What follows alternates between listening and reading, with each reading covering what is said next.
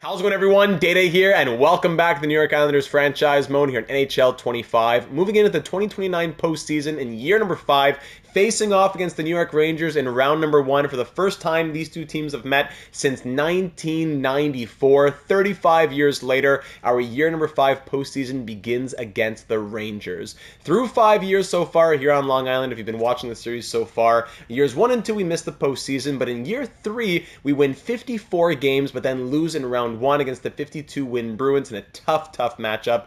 Last year in year 4 we win 47 games and we go all the way to the Stanley Cup Final for the first time since 1984, but lose in 6 games to the Colorado Avalanche. We then follow that up with this past season, year number 5, with a 52-win campaign, and moving into the 2029 postseason, we still have 9 original Islanders from our day 1 team that we inherited.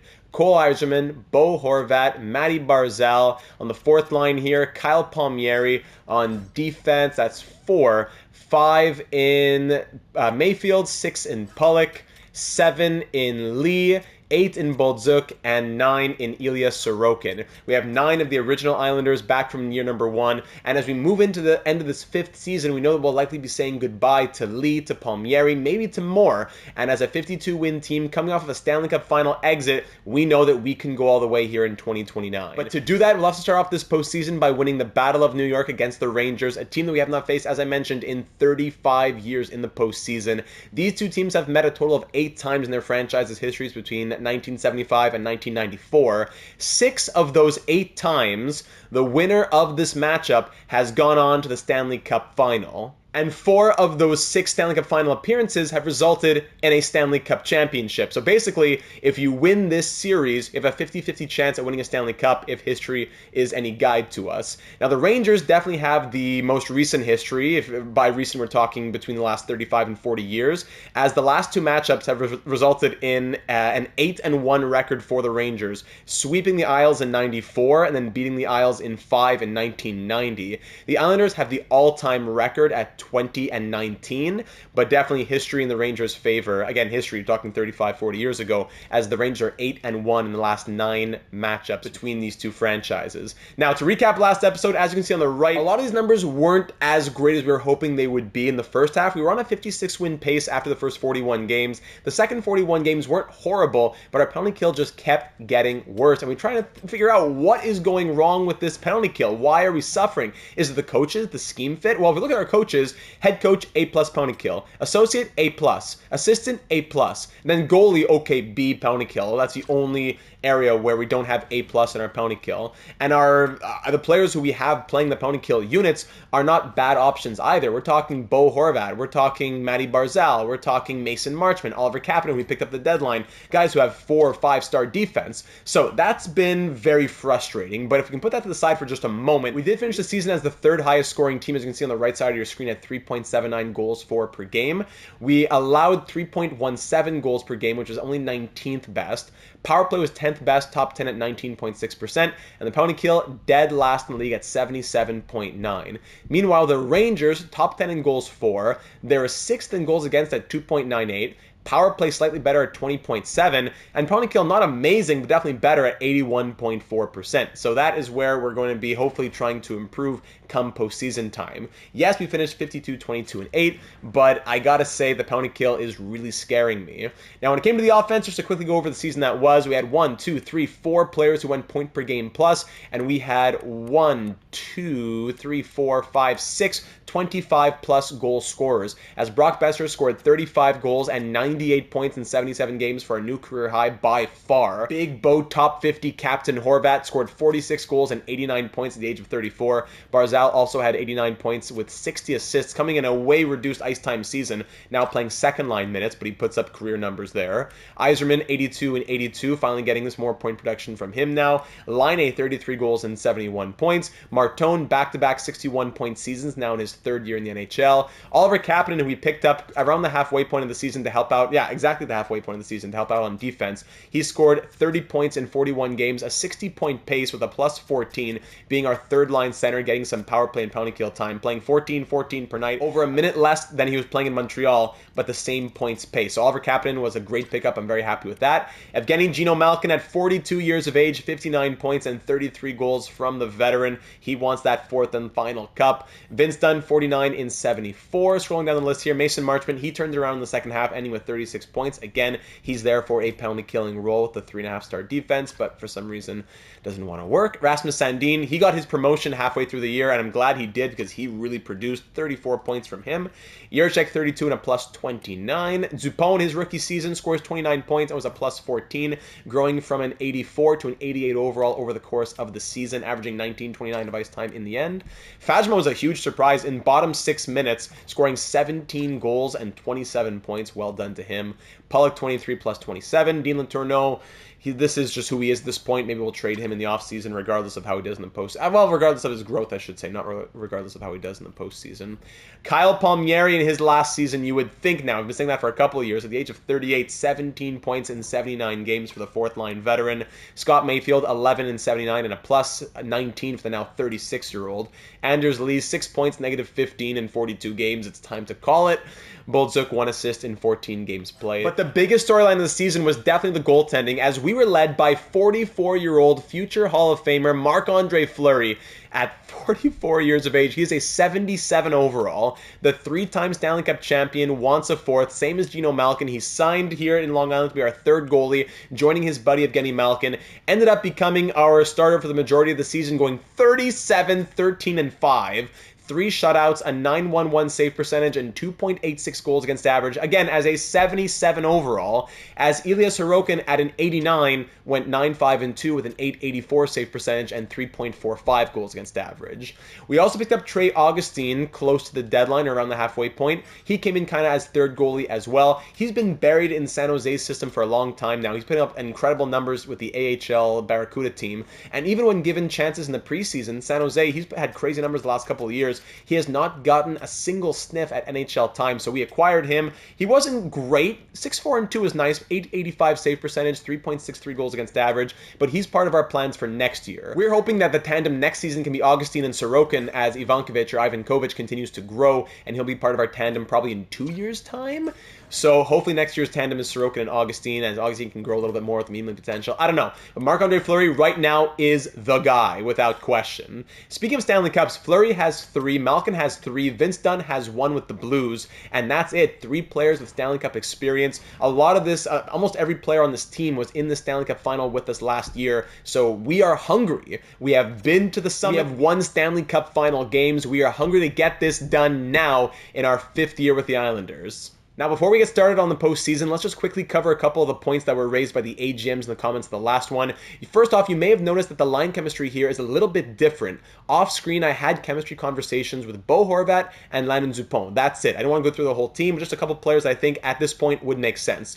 Bo Horvat has been our first line center all year long, but he didn't have a good first line fit. So I decided to say, hey, can you adapt to fit the first line? That's where he's been. That's where he's been thriving. So now our +4 on the first line has gone to a +5 as Bo Horvat now, quote, fits it.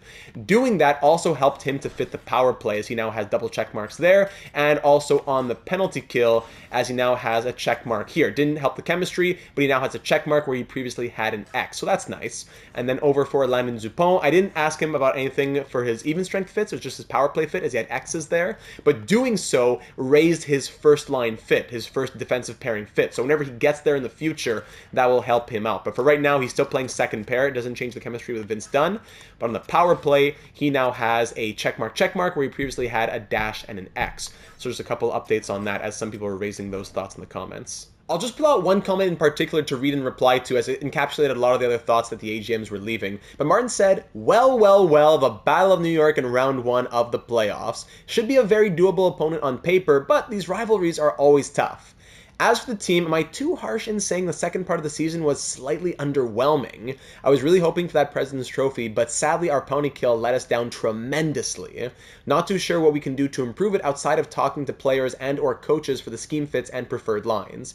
Kapanen was a great acquisition though, props to GM Data for that, thank you very much. Dunn has also developed the gold tape-to-tape superstar ability, so possibly is that right in time to start carrying the first power play unit. Dupont hasn't been that incredible in the power play, but with our special teams luck, that might just break the power play as well, yes. Anders Lee also might make appearances depending on how the fourth line does early on, so maybe wait for the first game or 3 before taking his A and giving it to somebody else. And hopefully Marc-Andre Fleury comes through in these playoffs. Let's win these guys a Stanley Cup. Go Isles! Let's turn New York orange. Thank you, Martin. So, looking at the fourth line first about Anders Lee, Samuel Fagemo with 17 goals, I want to keep him there. Of course, we want to have the legacy appearances from guys like Anders Lee and all that, but he was just really, honestly, not good at all in the regular season. Now, last postseason, and in our previous postseasons, Anders Lee, if we look at, the postseason stats, 4 points in 26 games last year, 3 points in 7 games the year before that. So he has 7 points in his last 33 postseason games with us, always in a fourth line role, I believe, yes. So, I don't know, also being a -5 last postseason, tough plus minus this regular season. I wouldn't say I'm going to be jumping to put him in the lineup right away, but we do want to find time for him if the fourth line struggles. We don't want to wait too long until it's too late, essentially. So that's that for the even strength. Now, over on the power play, Landon Dupont has been quarterbacking that first unit. Over the course of the year, he got 6 power play points. Okay, so I think we're going to be taking Dupont off the power play just for the postseason, and I wouldn't mind swapping Vince Dunn, who, yes, towards the end of last episode, did develop the gold tape-to-tape zone ability. A few other comments noted that as well. So gold tape-to-tape zone ability with the superstar abilities of Elite Edges, Seeing Eye, Send It, No Contest. The last time we had him quarterbacking the first power play unit, he scored 5 power play points. 70-point season last year in 2027-28, but just 5 power play points. So now we give him that gold ability. Let's try him out again. I wouldn't be opposed to it.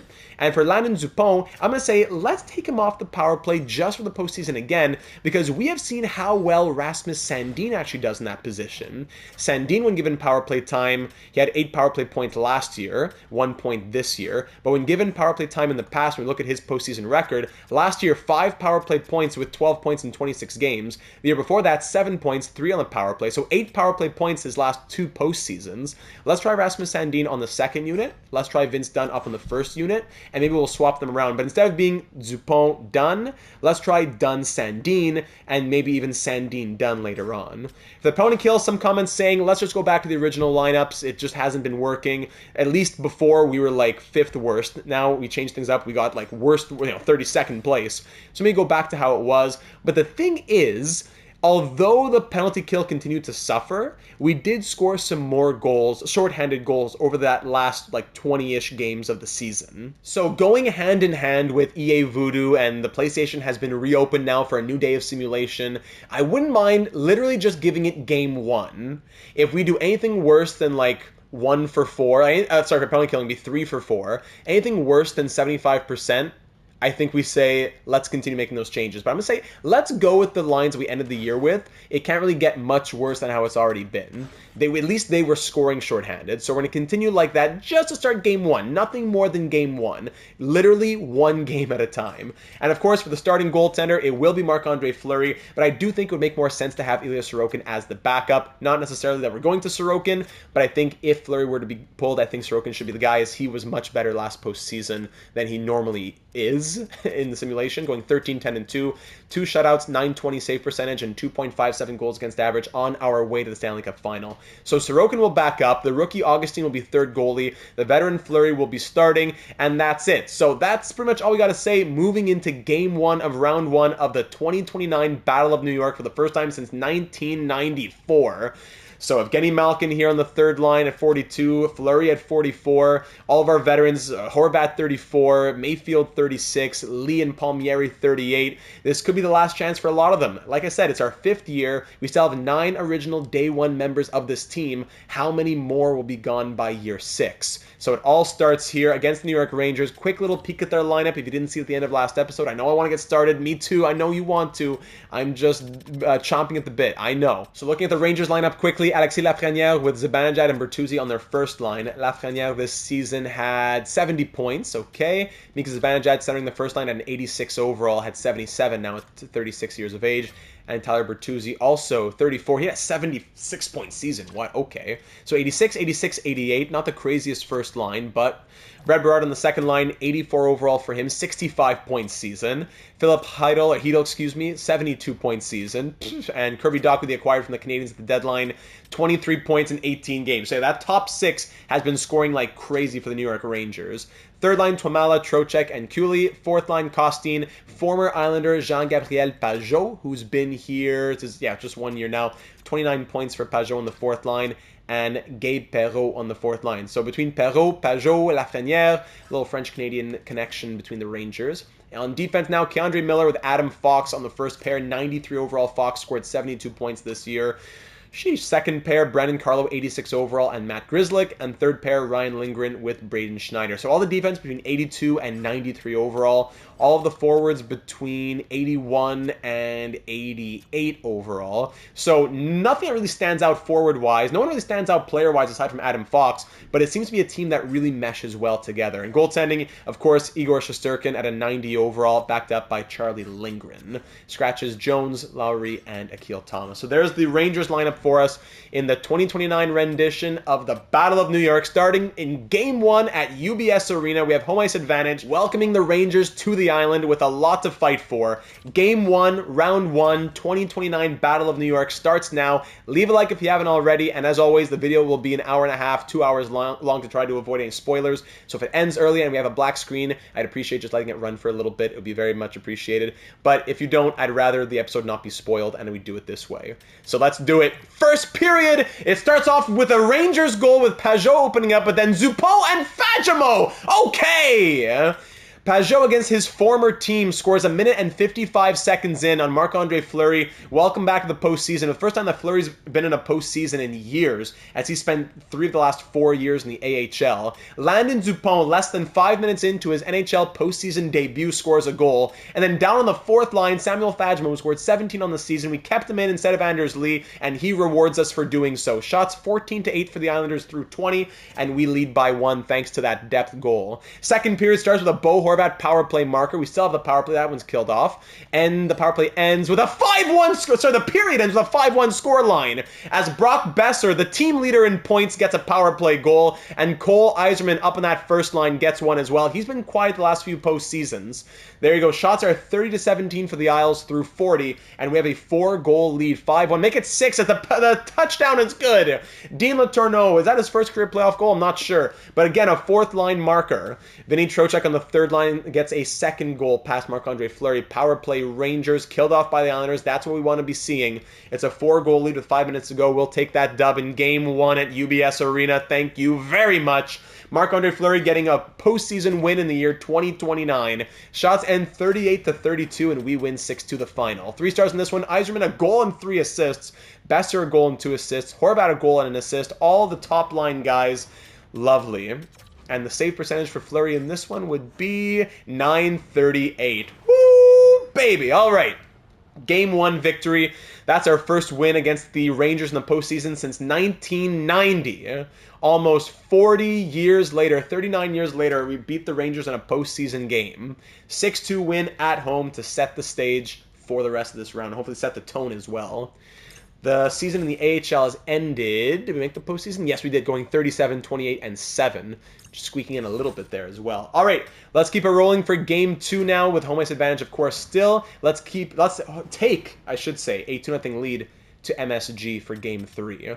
First period, and 0-0 after 20. Shots tied at 11. The Rangers not allowing any goals in this one after allowing 6. In the first period, I should say, sorry. After allowing 6 in the last one. But Landon Dupont, 2 goals in 2 games, but then Hedel ties it right back up less than a minute later. Like, what's that, 33 seconds later. Second period ends 2-1 Rangers, Gabe Perreault. A lot of depth scoring on both sides here. Gabe Perreault scores for the Rangers. Shots are 25-21 for the Isles through 40, but we're down by 1 here in the third period, starting with a power play opportunity killed off by the Rangers. 5 minutes in. And by the way, the penalty kill was good enough to keep it rolling to game 2. That's why I didn't mention anything. Halfway through the third period, we're outshooting the Rangers by quite a bit, 34-25. We need one to get past Shesterkin. Power play Rangers killed off. Final 2 minutes, we have a hero. Yes, we do! David Jiricek ties it. Will that be enough for overtime? Ah, Denny Malkin! Is that the winner? Yes, it is! Gino Malkin wins it with 1:06 to go. What a clutch performance from this Islanders team. From down 2-1, the Islanders scored twice with under 3 minutes to go. David Jiricek and Evgeny Malkin, 42-year-old Gino Malkin, to give the Islanders the win. Shots ending 41-28, and the Isles, just like that, about to tie this series at 1. No, now have a 2-0 series lead. Malkin a goal and an assist. Vintage Fleury, 26 saves, and Jiricek a goal. Malkin and Fleury arm in arm going out for the first and second star honors of the night. Again, 42 and 44 years old. I'm going to say it all episode long. In the year 2029, they go out arm in arm as the first and second stars of this postseason game. Malkin with the winner and Fleury with a great performance, as we will now take a 2-0 series lead to MSG. As the Battle of New York now shifts to the Rangers having home ice advantage. And down in the AHL, we're ready for the postseason. Very good, as we'll take on the Phantoms, the Flyers farm team. If we look on the left there, on the right side of the screen, but on the left half, we were not great goals against, 2.97. Power play was solid. All right, very good. Our Curie, 68 points. Okay, Fleury, 2 games, 2 wins, 933 save percentage. Shesterkin, 2 appearances, 886 save percentage. He will definitely want to bounce back in this one. Expect a big game from the Rangers. Our game just has to be bigger and better. Game 3 of the Battle of New York, and the first shot of the game, Cole Yzerman gets it. Yzerman scores twice, 2 goals, I can't speak, on 3 shots to start this game. I wonder if that's 2 goals on 2 shots from Yzerman, but two goals on 3 shots from the team. And the first period ends 2-0 as Yzerman gets those 2 goals early, less than 3 minutes in. Okay, shots are 13-11 for the Rangers through 20 here at MSG, but the Islanders lead by 2 thanks to Cole Yzerman. Second period, 2-1. Vinny Trocheck getting the Rangers back in this one. Shots now tied at 22, but we hold the 1-goal lead. But no, Cooley ties it up quickly 30 seconds into the third period. Power play Islanders. Again, our penalty kill continues to do well. That's why we're going into game 3 with the same lines. Kirby Dach, power play goal, of course, as they jinx it, allowing our first power play goal against of the entire series. 3-2 Rangers. We're down by 1 late, just like last game. Under 5 to go, but Twamala is going to probably put this one to bed with a 4th past Fleury. 4 on 30, not the end of the world, but we have to get more than just 2. As we get outshot 30-28 and lose this one 4-2, as the Rangers have life. Cooley and Trocheck both a goal and 2 assists. Twamala a goal and an assist. That third line showed up, the middle 6 pretty much. Or is it all the third line? I forget. As we will now run with a 2-1 series lead moving into game 4. If we could win game 4 and have a chance to win it back at home in game 5, that would be great. But losing this one, tying it at 2 games apiece, making it best of 3, that is not what we want to be doing at this point. So I believe, unless I missed something, that Kirby Dach power play goal was the first power play goal against for us this postseason. Sorry, looking right here. We're 2 for 10 on the power play, and we are 9 for 10 on the penalty kill. So I'm going to keep the penalty kill units as they've been. Cole Yzerman's been a monster as well. That's 6 points. Yeah, 6 points for him now through 3 games. So no reason to stop for anything. Yep, let's keep on rolling. Game 4 here against the Rangers, as we can either go up 3-1 or tie this series at 2. A pivotal game 4 at Madison Square Garden. First period ends 3-2 Rangers. Wow, flurry of goals, and no pun intended. As Trocheck scores, Malkin replies on the power play. Schneider scores short-handed. That's a killer. Then Berard scores to make it 3-1, but Malkin scores his second of the period to bring us back within 1. 3 goals on 6 shots on Marc-Andre Fleury. Oh my goodness. Shots are 15-6 in our favor, and we're down by 1. Second period, 3-3. Thank you, Patrick Laine. With 2 seconds left in the period, he scores his first of the postseason. 33 on the season. He gets his first through 4 games now. Shots are 27-18, still very much in our favor. We have a 3-3 game. This period may very well decide the series, as if we win this period, we have 3 chances to win this series. But if we lose this period, it becomes a best 2 out of 3 to move on to the second round. Here we go. Third period at Madison Square Garden. Adam Fox with a power play goal, and then Matt Grzelcyk with another 5 on 21 past Fleury. The magic is slowly fading away. Yeah. 3 quick goals in the first 10 minutes, and that'll be all she wrote for Marc-Andre Fleury. We're going to have to change it up. Vince Dunn makes it 6-4. We're not done yet. 5 minutes to go, down by 2. Hold on, Bo Horvat, down by 1. Final 2 minutes. Final minute. Come on, boys. Oh, just enough to make us hope. If Fleury could just not have allowed 6 goals. As we score 5 on 40 past Shesterkin. But it's not enough, as Fleury allowed 6 on 30. Fox a goal and 3 assists. Malkin scored twice. Hedel had 2 assists. As we lose 6-5 and now have to fight back, winning both at home and then losing both on the road. As we now have to fight through a best of 3, with momentum shifting back the Rangers' favor. Fleury, I gotta say, those first 2 games were crazy. Game 3, so-so, 4 goals, whatever. Game 4, he lost it. I think we gotta go to Sorokin here. That was ugly. 3 goals on 6 shots and allowed 6 on 30. I don't know why Sorokin didn't come in. Actually, he did, making 5 saves on 5 shots. All right, so Ilya Sorokin, you're getting the chance here, my friend. I know it's a huge weight on his shoulders. Moving into Game 5, Ilya Sorokin will get the start. He did it last postseason. We need him to do it again. Shesterkin has a goals against average of 4. We got to keep scoring against him, and we just got to do our best to not allow 5 or 6. All right, Game 5 back at home. The home team has been perfect so far this series. We got to win this one in Game 5 and then have a chance to close it out in Game 6. We cannot allow it to drop 3 in a row. First period action, and it's 1-1 after 20. Gabe Perreault scores the first early on Sorokin, but then Bo Horvat on the power play gets us back in it. Shots are 19-12. What? 31 shots in 20 minutes of play. Fans getting their money's worth here at UBS Arena. 1-1 after 20. Second period, no scoring. It remains very low shooting period after such a high shooting period previously. Shots now 25-20. I mean, shots were what? 6 to... How many did we have? 12? So like 8-6 in our favor in the second. Is that what it was? Something like that? All right. 1-1 after 40. Shots 25-20. Winner of this period will have a chance to win the series in Game 6. Here we go, a pivotal third period. Evgeny Malkin puts us up early, 2-1 Isles, with lots of time to go, and there's Hedel tying it at 2. Power play Rangers killed off, power play Islanders killed off, halfway through the third period. Last 7 minutes, it's overtime now. 5 minutes to go, this is overtime with 3 minutes left. Put the big dogs out there, 90 seconds, and we're off to overtime. Shots end 35-30 for the Rangers. Ah, man. It's not an elimination game, but it's Battle of New York. It's the next goal, gives the team a chance to win the series next game. I think we'll hop in. Shots end 35-30 for the Rangers through regulation, and now we're off to overtime. Here we go at UBS Arena. As always, I'm going to go ahead and pause and just change the sliders. Also change from broadcast. That's true, because I had it still on broadcast from the Four Nations face-off simulation. You might say, oh, I prefer true broadcast. Honestly, I'm not a big fan of it, especially if we're controlling a team. I'd rather see things from our point of view. So I'll just fix the sliders and make sure that we are shooting the puck, please. And then I'll change the camera as well. Here we go, overtime at UBS Arena. Next player to score puts his team up 3-2.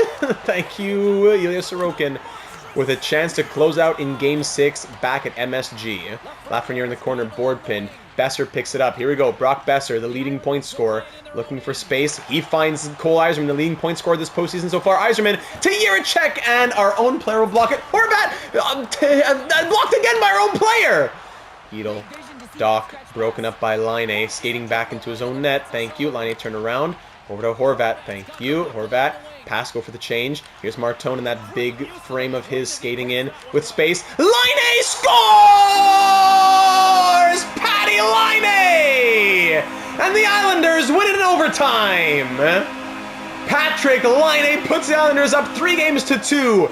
And we'll see you back at MSG for a chance to close out the series and go to round 2 and win the Battle of New York. Patrick Laine with the snipe in overtime to put this one to bed. We gave him Martone to Laine, looking like a young Connor McDavid against the USA with all that space in the slot. We put our trust in Patrick Laine. We signed him that contract. Look at Bo Horvat. Where's he going? We gave him the no movement clause. He's been loving life on the island. Let's see this just one last time. Snipe. What's Horvat? He's behind the net. What are you doing, man? This is definitely not their ritual. Okay. We win, and that's all that matters. Thank you, game. The shots end 36-31. Ilya Sorokin, you know what? Props to you, man. as that's exactly what we needed. We get 3 goals, and thankfully, we only allow 2. If we score 3 but allow 5, it's all for nothing. So now here we are with the chance to end it. Now, I don't think that I haven't been keeping the penalty kill in mind. We have allowed, is it 3 games in a row we allow 1 power play goal against? Is that it? So our power play is 4 for 18, 22.2%, fine. Our penalty kill, actually, we've only allowed 2. I thought it was 3. Okay, so 2 for 15, so we're 13 for 15 on the penalty kill, with 86.7% on the penalty kill percentage. I think we can keep that. We're 13 for 15 for efficiency, or efficacy, whatever the word would be, in the penalty kill. So we'll keep that for Game 6 at MSG, looking to win the Battle of New York for the first time since the 80s. 1984 to be precise, when the Islanders went on to lose in the Stanley Cup Final. So here we go. Game 6 at MSG here in round 1 to punch our ticket to the second round. First period, and the Rangers come out early. Lafreniere scoring 26 seconds in, when Oliver Kapanen gets his first postseason goal as an Islander to tie it up late. Shots are 9-7 for the Rangers through 20. Second period, 2-2 game. Tyler Bertuzzi gets his up in the first line, but then thank you, Brock Besser, as we need to see more goal scoring from our leaders, and that's exactly what we're getting there. Shots 22-14 for the Rangers, but it's a 2-2 tie. Here we go, again coming down to a very decisive third period, as if we win this period, we're off to round 2, but if the Rangers win it, we're off to 7 back at UBS Arena. So here we go, third period action here in Game 6. Next goal is going to be a big one, as the Rangers continue to lead in shots. They have a power play opportunity, and Bertuzzi scores, make it 3-2. But then power play now for us back our way, killed off by the Rangers, but Cole Yzerman scores to tie this up halfway through the period. 3-3 game. Next might be the winner. 3-3 game with under 5 to go. Will we see overtime again with 2 minutes left? No! Kyle Palmieri! Kyle Palmieri and the Islanders win it! Kyle Palmieri wins it for the Islanders! Ooh, what a story! The veteran 78 overall, 38-year-old Kyle Palmieri scores his first goal of the series. And it's with 99 seconds left in Game 6 to punch our ticket to round 2 and eliminate the Rangers in the Battle of New York, winning it for the first time since 1984.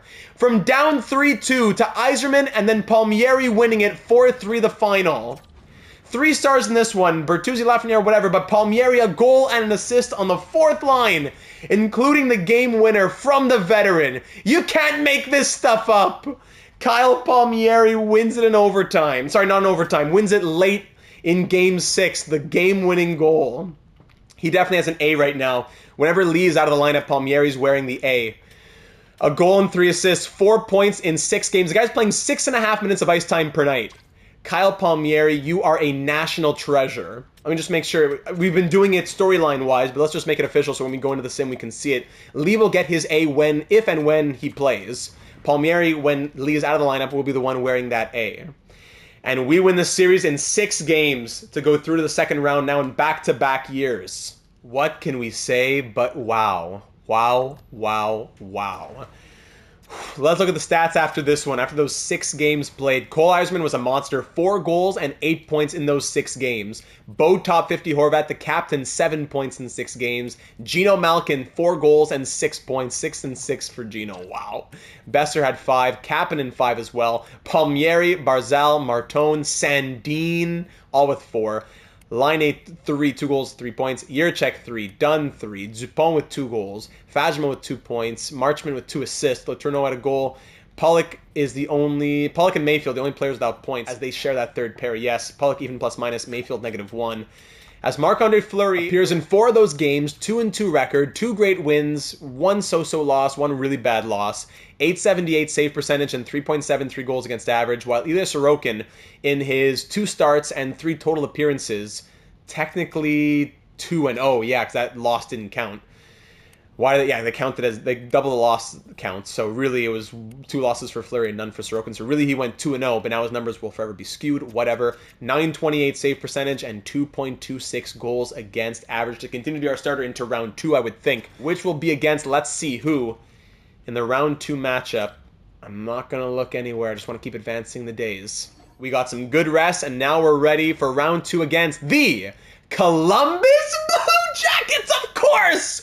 Oh, wow, it was meant to be. Of course, written in the stars once more. Noah Dobson and the Blue Jackets back for more after we beat the Blue Jackets last year in round 1 in 6 games to go on to the Stanley Cup Final. We now face them again 1 year later, now in the second round, with the stakes being even higher.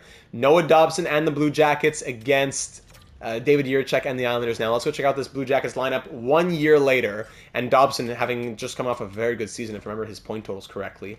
Caden Lindstrom at an 88, Adam Fantilli at an 88, and Thomas Schultz, who was the first overall pick, yes, in 2026, at an 87, all in that first line. 4 points, 5 points, 4 points. Second line, Data 72 Hall of Famer Jonathan Drouin with Kent Johnson and Adrian Kempe, who I think is their lead. Yeah, I saw that. 4 goals, 6 points in 5 games as the leading point scorer. Johnson 4, Drouin 3. Third line, Vronkov, Hayes, and Marchenko at an 87. Fourth line, Gavin Brindley with Yanni Gourde and Sean Monahan. A little veterans line there, 2 out of 3.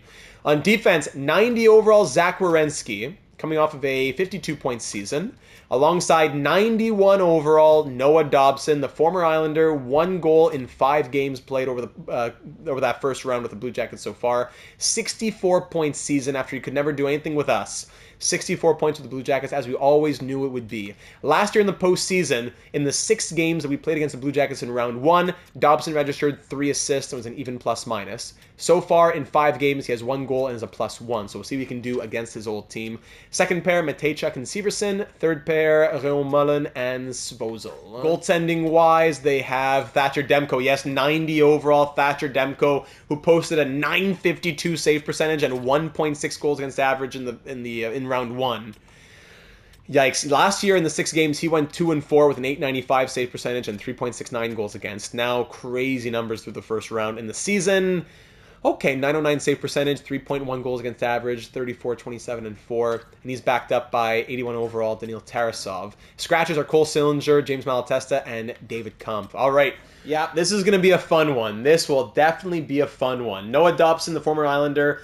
We got Jiricek, and the 3rd overall pick ended up getting moved in a separate deal for the 1st overall pick, which got us Landon Zupon. So a lot of moving pieces in that trade that now have effects years later down the road. All right, we beat them last year in 6 in round 1. Now we face them again 1 year later in round 2. They even beat the Hurricanes? What? They beat the Hurricanes in 5 games? The Hurricanes, who went 55, 18, and 9. The President's Trophy winning Hurricanes lost against the Blue Jackets in a 5-game series. The 19th, of course, that's EA Classic. The 1 seed versus the 19 seed that barely squeaked in.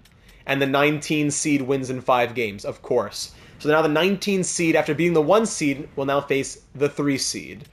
Okay, we gotta say, shake off that EA voodoo, and let's do it. Game 1, round 2 on the road to the Cup continues. The veterans are as hungry as ever. Keep that round 1 hunger, and we gotta remember to stick it to Noah Dobson, getting booed back at UBS Arena. All right, first period, 2-1 Blue Jackets, as Kapanen scores shorthanded, thank you very much, but then Adam Fantilli scores in the power play a couple minutes later before Kevin Hayes scores 1 later on down the 3rd line. Shots are 13-11 in our favor through 20, and we're down by 1.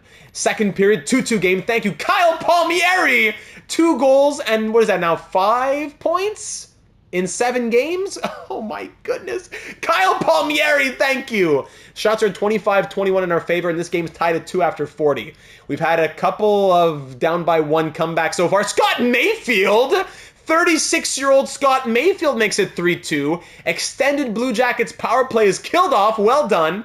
Halfway through this 3rd period, this will be our 3rd comeback victory from down by 1 if we can hang on to this game with 3 minutes to go. Shots very much in our favor. Final minute, Blue Jackets power play. We hang on for the victory. Shots end 38-29. And thanks to Kyle Palmieri, who tied it, and Scott Mayfield, who won it, the veterans come out in full force as we win this one by a score of 3-2. Wow, Sorokin makes 27 saves. Mayfield a goal. Fagemo 2 assists. Ooh, I love this team. Wow, big win in Game 1 at home to give us that 1-0 series lead early on. Whew, love starting a series like that. Okay, again, nothing to say, nothing to pause for, nothing to tweak. Let's keep it rolling. I hated that we took those big penalties. Actually, I might want to go back in the game log and see who took that extended penalty. But let's keep it rolling with home ice advantage here in Game 2 of Round 2. First period, 2-1 Blue Jackets, again, just like last game. Gourde and then Schultz before Fagemo. Wow, that 4th line's crazy. Fagemo, goal and 2 assists his last 2 games. Shots 14-10 for the Blue Jackets after 20, and we are once again down by 1, but Rasmus Sandin with his first of the postseason ties it quickly. 2-2 game to start the second. And then Evgeny Malkin up 3-2. Let's sim the second period, which ends 4-2! From down 2-1 to up 4-2. This will be our fourth come-from-behind victory. Sandin, Malkin, and Horvat, 4-2 Isles after 40. 2-goal lead here in the third period. I'd love to see an addition to it. Little Porter Martone, first goal of the postseason, maybe? Power play Blue Jackets, Kyle Palmieri! Oh, the Palmieri power, the power of friendship, somehow continues to keep him scoring. As Ken Johnson gets one to make it a 2-goal game, power play Blue Jackets late, killed off, final 2 minutes, and we'll hang on for the 5-3 victory as the shots end 39-34, but we win 5-3. Horvat and Palmieri with a goal and an assist apiece as Fajmo scored one of his own down on the fourth line. And we will take a 2-0 series lead over the Blue Jackets. Thank you very much. Winning both games now by a total scoreline of 8-5. Outscoring the Blue Jackets 8-5, yes, over the last 2 games. All right, yeah, I just want to go back in the game logs quickly, just for my own storyline purposes. And I just wanted to see, yes, who got that extended patch. I have to go to all events. Yeah, who took that, like, double minor or something? Brock Besser, high-sticking double minor. Yeah, there in the third period. I think that was it, right? Pretty sure. Okay, let's keep it rolling now. On the road at Nationwide Arena. Game 3 for the Blue Jackets here, trying to avoid going down 3-0. Again, just like we did against the Rangers, we have to expect them coming out in full force, down 2-0 in front of their home fans. We need to expect this to be the Blue Jackets' best game so far. Game 3 on the road to take a 3-0 stranglehold of the series. First period, and it's 2-1 Isles. Barzal opens up the scoring early. Finally, we start the scoring. Fantilli power play goal to answer. Our bounty killer's been doing well, though. And Cole Eiserman not long after, 1 minute and 6 seconds later. 3 goals in the first 5 minutes, 4 minutes and 59 seconds, and then nothing in the last 15. Shots are 12-6, double in our favor, and the goals also double 2-1. Power play there, Isles couple to start the period, 5-on-3, 5-on-4, all killed off. Second period ends 2-2. Réon Mullen ties it up, and the shots are still 24-16, very much in our favor. But after a great opportunity is squandered, the Blue Jackets had momentum back their way. Hooking minor, high-sticking minor, that's what, yeah. It was like 1.5 minutes of 5-on-3. 2-2 game headed into the third period. Win this period, go up 3-0. Lose this period, and it's a 2-1 series. Power play Blue Jackets is killed off early in the third. Do we have a winner here early? Hold on, Evgeny Malkin. It's not early. Okay, we're about halfway point. Evgeny Malkin makes it a 3-2 game. Lots of hockey left to go. Power play Blue Jackets. Huge penalty kill there. 5 minutes to go. Momentum back in our favor. Shots are way in our favor, too. Porter Martone answers the call for his first goal of the postseason. And Bo Horvat with a power play empty net goal. And Mason Marchment with one to boot. Why not? Mason Marchment with his first of the postseason as well. 6-2 Isles. So from... yeah, we were up 2-1. So from a 2-2 game, 4 unanswered to win this one by a score of 6-2. Shots and 43-23. Wow, Malkin a goal. Actually, all 3 stars. Malkin, Martone, and Fantilli on the Blue Jackets with a goal and an assist. As we score 4 in the third to win 6-2, and now have a 3-0 stranglehold on this series. 1 win away from the Eastern Conference Final. Back-to-back Eastern Conference Finals for the first time since who knows when. We have to look up that stat. And here's a chance to do it. Here at Nationwide Arena, Game 4 to sweep Dobson and the Blue Jackets just as we should. First period, 2-0 Isles. Kapanen and Marchment picking up where he left off. His first 2 goals in back-to-back games now. Great to see that. And Kapanen with his, third of the postseason? Love it. Shots 15-8 after 20. Second period, 2-1 as Caden Lindstrom scores the first goal for the Blue Jackets. Shots 25-17 Islanders. We lead by 1. Moving into the final 20 minutes here in Columbus. Power play Islanders. My brain's all over the place here. 5 minutes in. A lot of different things, different storylines running in my head. Halfway through the third, still hanging on to that 1-goal lead thanks to Mason Marchment. Some said to trade him. Some said he was no good on that third line. But Mason Marchment just scored the series-winning goal as Bo Horvat adds the empty netter. And we're off to the Eastern Conference Final. Get out the brooms! As Dobson and the Blue Jackets have been swept. Shots end 40-27 in this one, and we win 3-1. Demko makes 37 saves, but it's not enough. Marchment a goal and an assist, including the game winner, and Sorokin makes 26 saves to continue to be our starter. Thank you, Ilya Sorokin. 4 consecutive victories, and that's all she wrote, as we'll be facing the Panthers or the Maple Leafs in the Eastern Conference Final. We got to check out the points after this one. Before we even look at our own team, we got to see the Blue Jackets. Come on, the 19 seed, we had to do it. So Noah Dobson, 1 point. Was he a +1? I think he was a +1. So 1 assist and a -7 in that series. You love to see it. Again, Noah Dobson in the real world, sure, he's a great guy. Noah Dobson, if you're watching, thanks for watching. You're an incredible defenseman. I love having you in fantasy hockey. I'm sure you're a great guy too. In this universe, EA Sports has turned you into a fool. So we will say thank you very much that we not only beat the Blue Jackets, but especially embarrassed this alternate universe Noah Dobson, who was a -7 in those 4 games. Whoo, you love to see that. Okay, actually, we got to check out our own stats now. Time to look at our own stats. Yeah, come on, we got to beat the 19 seed team. Bo Horvat, 6 goals and 13 points to lead the way through 10 games. Malkin, 6 goals and 10 points in 10 games. Yzerman, 10 and 10. Oliver Kapanen with 9 and 10. I love this man too. Besser, 8. Martone, 8. 1 goal, 8 points. Sandin, 8 points. None on the power play, no problem. Palmieri, 7 points in 10 games, averaging 6 minutes per night. Barzal with 7 when he's averaging 18 minutes per night. 3 times as many minutes, a third of the goals, same amount of points, and even plus-minus versus Palmieri's +8. Marchman, 6 points, +6. Fajimo with 5, +7. Yerchek, 5 and a +8. Line 4 points, -3, sadly. Dunn with 4 points and a +3. Zupon, 3 points, +2. Letourneau, 3 points, +4. Mayfield, 1 goal, +4. Pollock, 1 assist, +3. Now all players with at least a point through 10 games. I wonder if we should swap Sandin and Dunn on the power play. I wonder. And goaltending, Sorokin now 6-0, because that 1 loss didn't really count as a loss. The game gave it to him, even though he came in relief and made 5 saves on 5 shots, and they gave the loss also to Fleury. Anyways, 6-0 through 7 appearances with a .930 save percentage and 2.09 goals against average. Voodoo, voodoo, voodoo, thank you very much. Now it's time to see who will we be facing in round number 3, the Eastern Conference Final. Will it be the Panthers or the Maple Leafs? Everybody rest up and we'll see you there. And now here we go for the Eastern Conference Final. We made it here in back-to-back years. The Islanders have not been to back-to-back Eastern Conference Finals or further since their string of Stanley Cups back in the early 80s. So if we're doing something magical here, I hope. In the Eastern Conference Final, we're facing the Florida Panthers, who went 51, 28, and 3. It makes sense. The 2 of the top 3 teams in the East, right? Without the Hurricanes.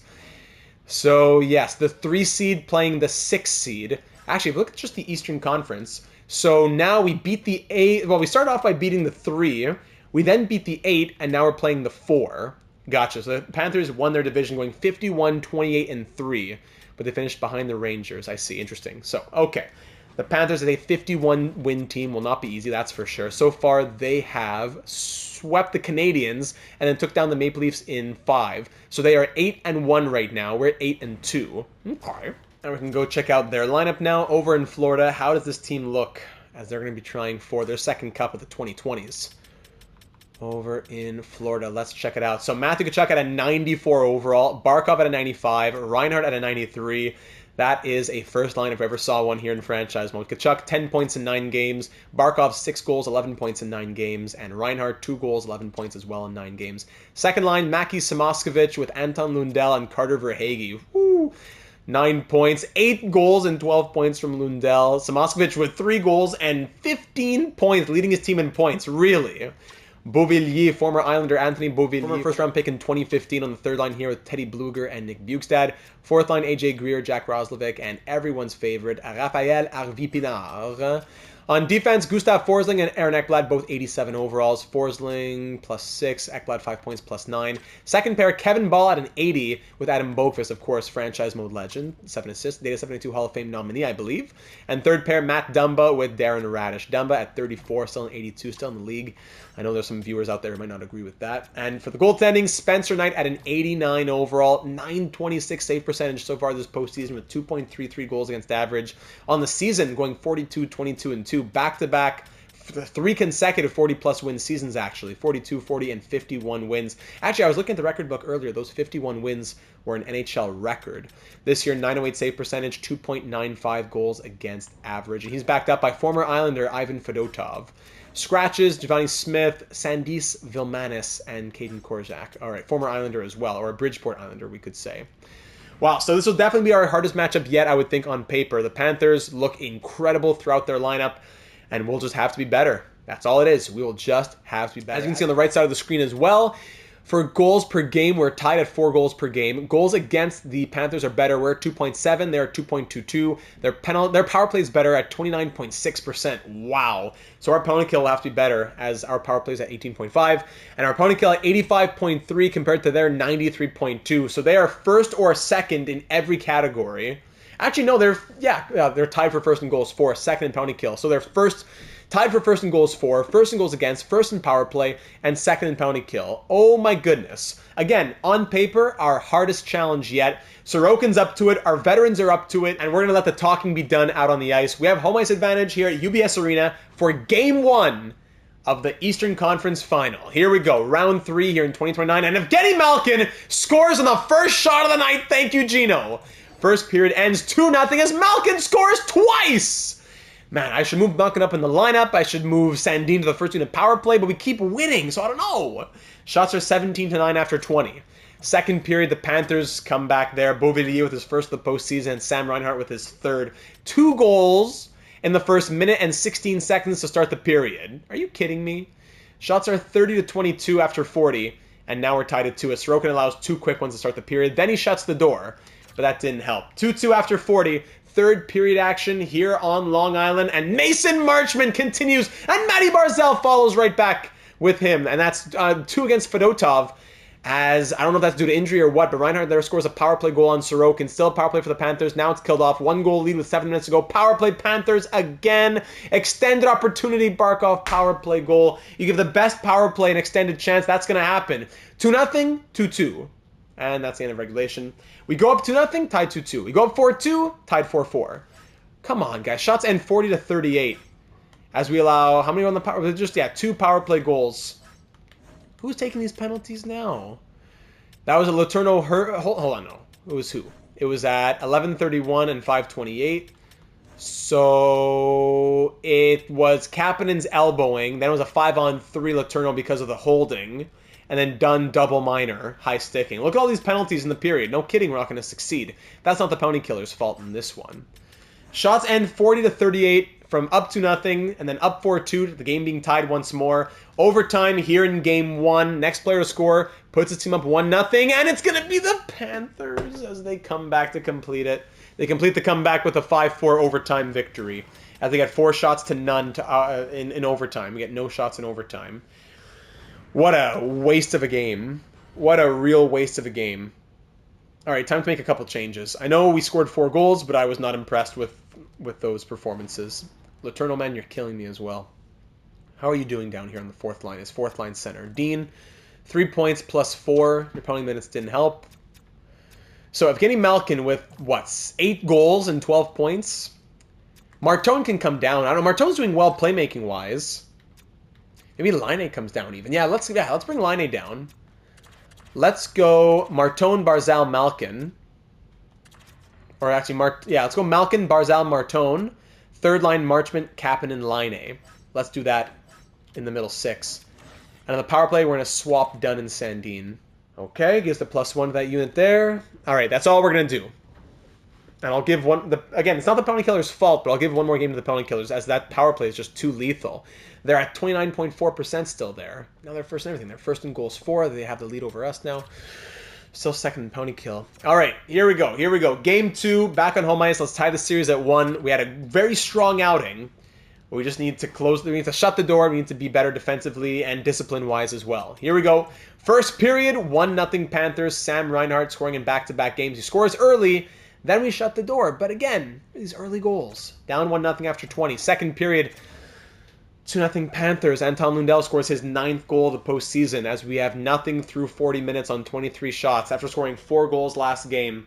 Third period action started with a quick penalty kill, which we were successful in. 5 minutes into the period, I need to see some scoring.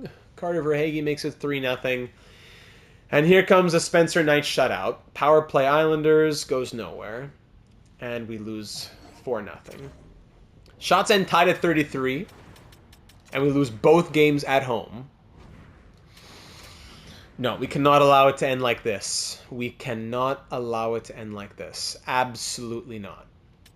As I now have a 94.4% penalty kill. No, absolutely not. Getting shut out on home ice. Are you not embarrassed about that? Come on.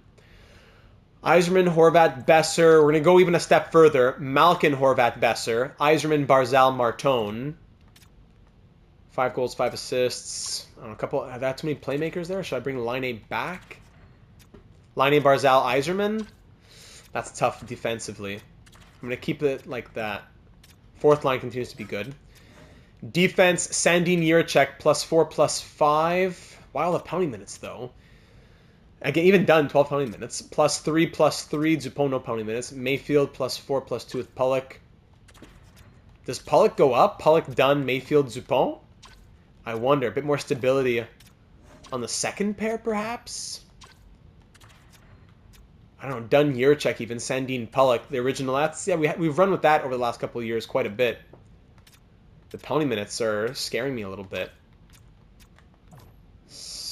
With the goal tape to tape, let's try it. Dunn, Jiricek, Sandin, Pulock, Mayfield, Dupont.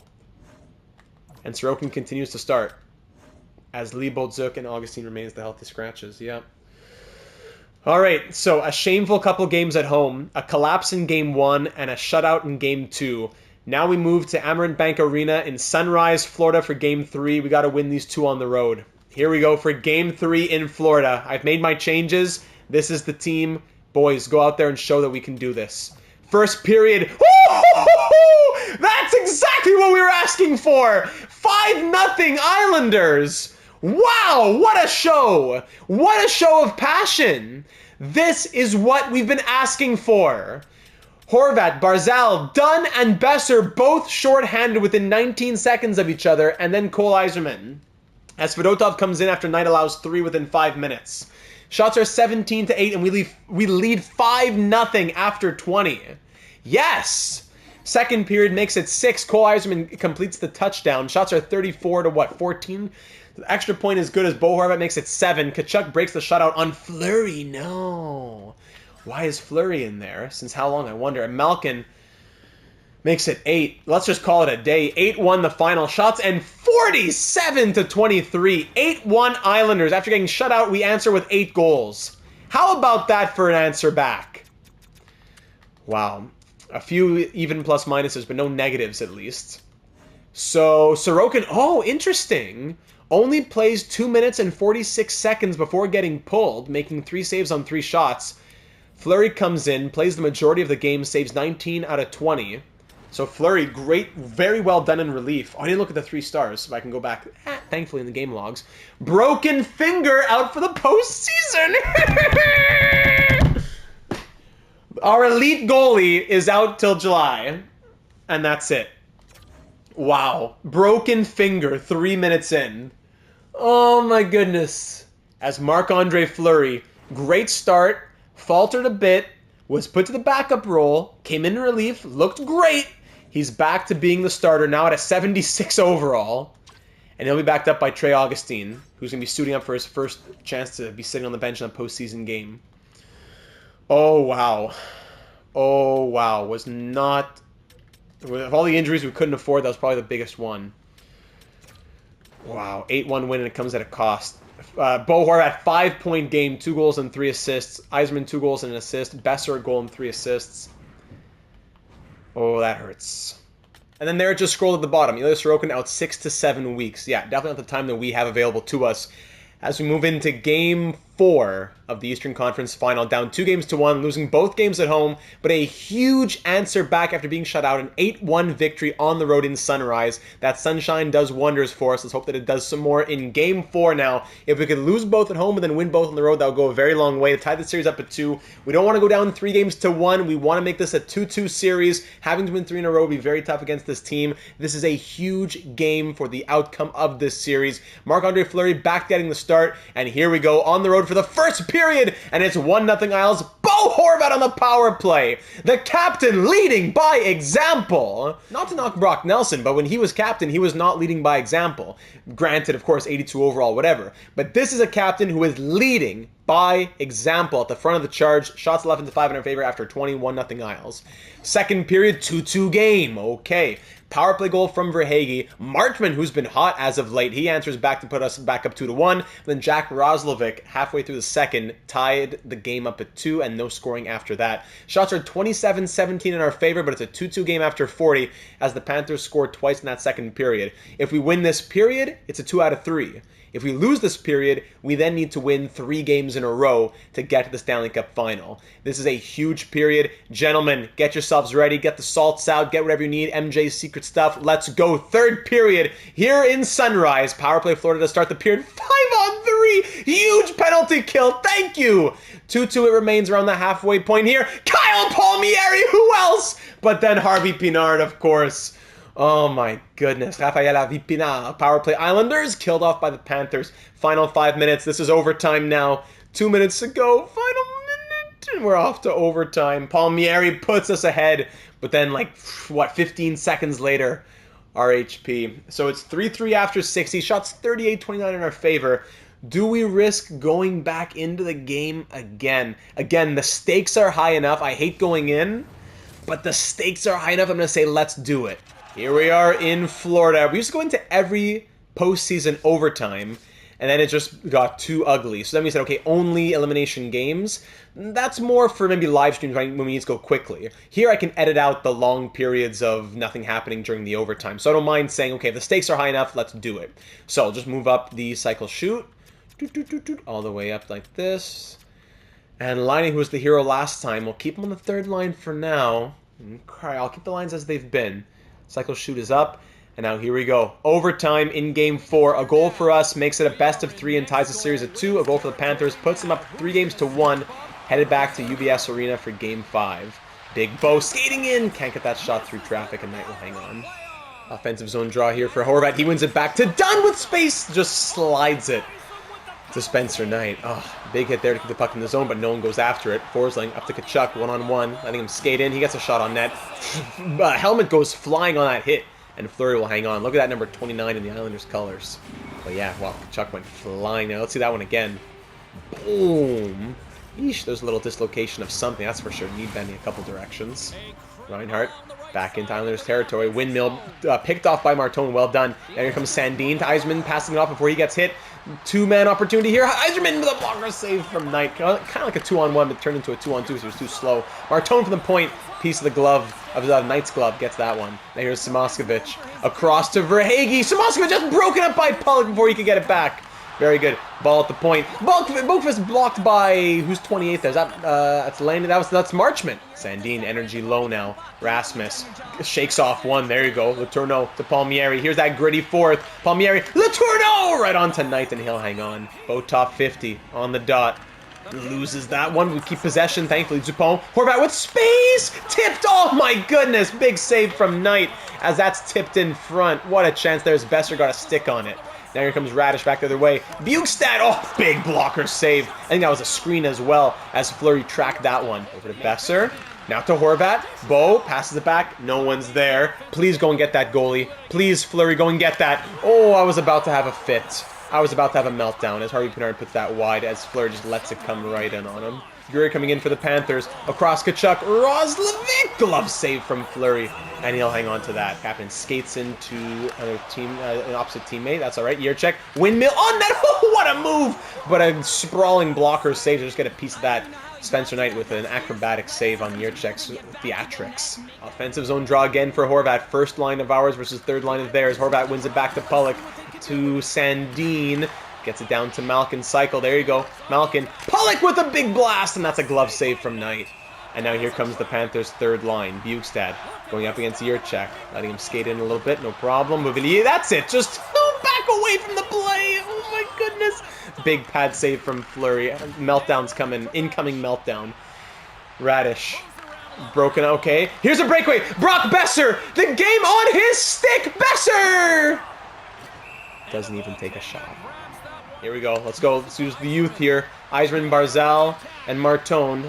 Although Barzal's 31 now. Martone, Yzerman scores! Oh no! Oh my goodness! Called off. Oh, Yzerman. So that was what, goalie interference? I guess. I suppose. Oh, just tucks it 5-hole as the Panthers defenseman is bent over in the net, just trying to play hide and seek in there. That's a great angle. Thank you. Can't see anything. Okay, good zoom in. I don't know. I guess. Are they going to go to review, or are they just calling it off right away? Didn't the game used to go to review? I haven't seen the game go to review in a long time. No, it never does. It just calls goal or no goal right away. Forward pinned. Reinhardt. Barkov! Fleury sees that one all the way through. Malkin low on energy.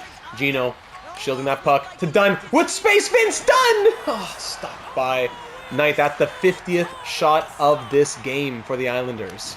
Verhaeghe. Samoskevich. Stay with them. That's a weird play. Are you kidding me? That's going to be what goes in and the game counts that with my goal is goalie interference. That's what goes in. That's what I get for going into the game. Pressed my luck after the Line goal last overtime. That's what I get. That's the goal that goes in. And that'll be the end of us. And now we got to win 3 in a row. That's going to be the goal that goes in. No, I don't... Wait, hold on. Did that trickle through because of a push, or did he literally put that in his own net? Yeah, there you go. Him taking possession and Fleury coming across the net at the same time caused it to go in the net. As Dunn takes possession of the puck, but him doing so, as Fleury's body comes apart, comes across the crease, I should say, kicks it into the net. Yeah. Good job, EA Sports. You should be so proud of your game. Shots end 50-36 and we win 4-3. Be proud of yourselves, EA. Embarrassment. Absolute embarrassment. What a travesty that this company and this game has been reduced to such a laughingstock. As we lose 4-3 in overtime, and now move to Game 5. Now we gotta win 3 in a row. Stranger things have happened in the sim, but now we gotta win 3 in a row. Martone, man, you're killing me. I know you have 9 assists. I know. But when we need a goal, when we're in a 2-2 game, that's what I need in the top 6, goal scoring. I know someone has to pass from the puck. I know. I hear you in the comments. Barzal's that playmaker, though. Line A, I know he hasn't been doing super well. He only has 2 goals. He's a -4. Again, I get it. But we need someone who has at least shown the ability to score in the top 6. Even if they're not scoring, they've shown the ability to score. Marshman's been scoring. He has 9 points. We'll keep the rest of the lineup like that. What other change could I really envision making? Malkin has 9 goals. Horvat has 9 goals, 19 points.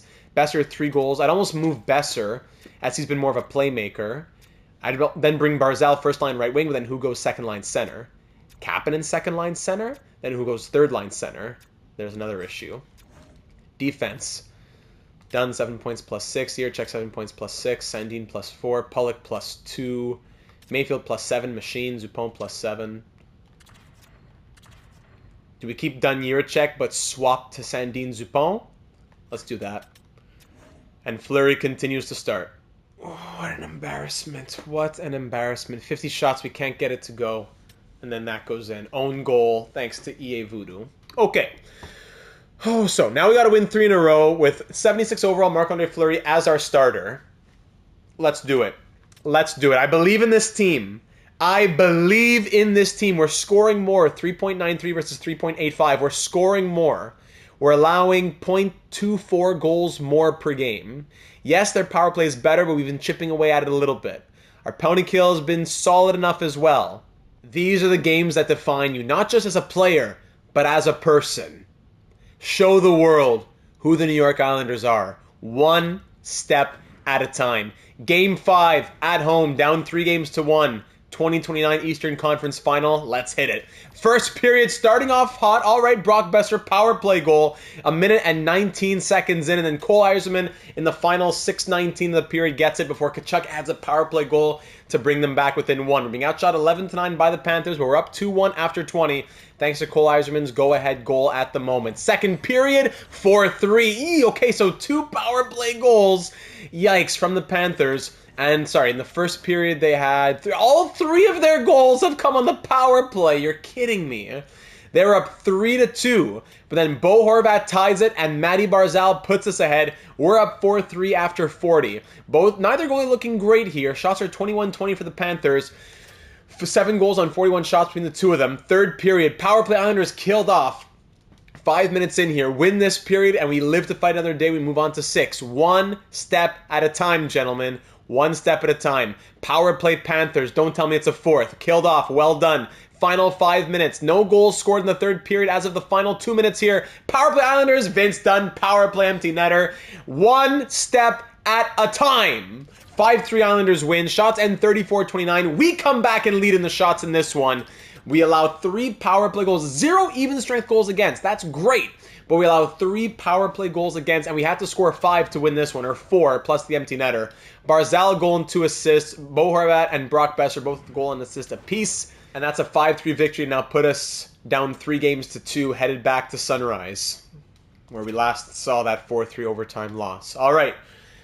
Down 3-2. That's 1 down, 2 to go. I don't want to really stop. There's nothing really to say. Let's just keep on rolling. There's nothing really to say aside from maybe that penalty kill that allowed 3 goals against. Is Malkin getting too tired, maybe? What if we try Horvat with Besser? Second, we go Kapanen and Eiserman, and now Malkin goes to the third to play with Letourneau.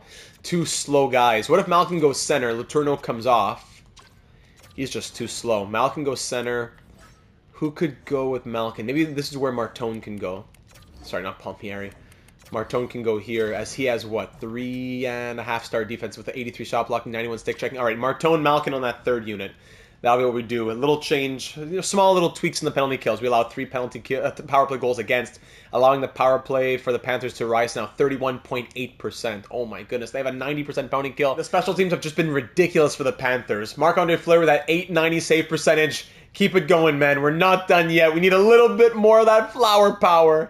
Game 6 in Florida. 1 down, 2 to go. Please, on the road.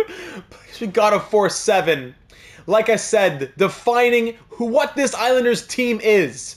The 5th year of the GM data era. Let's go, Dean Letourneau! The first shot of the night after being taken off the penalty kill. Okay, that's 1. Starting off, and I should have said it. I should have said it because I knew it. You score early, you hit the button, boop, down by 1. Always down by some amount. Power play goal for the Panthers on their first chance after we tweak the special teams. That's going to be our downfall, I guess, right? And Beauvillier gets 1-2. 2-on-10 past Fleury. Being outshot 10-8, and we're down 2-1. Dean Letourneau on the 4th line, our lone goal. Let's go top 6. Second period, I'm too scared to press the button. I'm letting it run. Second period here. I'm letting it run. This game is now half over at the 10-minute mark of the second period. Power play Panthers killed off. Power play for the Islanders now. Opportunities on both sides. Final minute. Shift momentum. No. A scoreless second period will see us go to the third. Still down 2-1. A low shooting affair. Shots 19-16 for the Panthers. Down 2-1. Third period. Win this period, and we can force overtime or 7. Lose it, and we go home. There's Matthew Tkachuk, 3-on-25. Power play. Thank you, Patrick Laine. We're back in it. Thank you, Patrick. Power play again. Come on. Yes, Evgeny Malkin. Gino Malkin ties it at 3. 8 minutes to go. Don't you dare. Don't you dare. Power play Panthers is killed off. 3 minutes to go. Final 2 minutes. Final minute. Oh, Cole Eiserman. I'm jumping up and down. Oh, Cole Eiserman. We'll see you for 7. Oh my goodness, I was about to have to debate, do we go into the sim even? Cole Eiserman is the hero with 23 seconds left in the period. From down 3-1. Another comeback victory from this resilient group.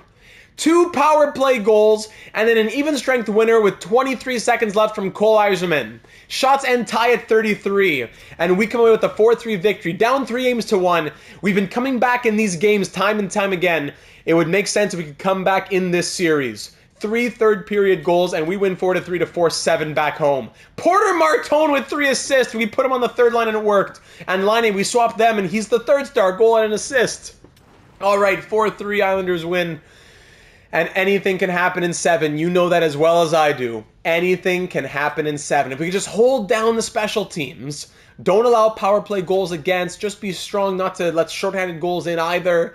Just if we could keep the play to 5v5 as much as possible. Keep the play to 5v5. 1 win away from another Stanley Cup Final. Can we reach the Cup Final in back-to-back years? Doing so, of course, still for the first time since the Dynasty of the 80s. Even if we don't, we can say we've made it further than any other Islanders team has since then. But we're not satisfied. We're not satiated. We'll keep the lines like this. I'm trying not to have any long pauses because I don't want to have any breaks in between. So I don't want there be any doubts of continuity and stopping and save files and all that. You know, I've gone through enough heartbreak to not have to defend myself, but I always like to not have any doubts in anyone's mind. Marc-Andre Fleury, .892 save percentage, 3.19 goals against average. The rookie Trey Augustine, no, he didn't play at all.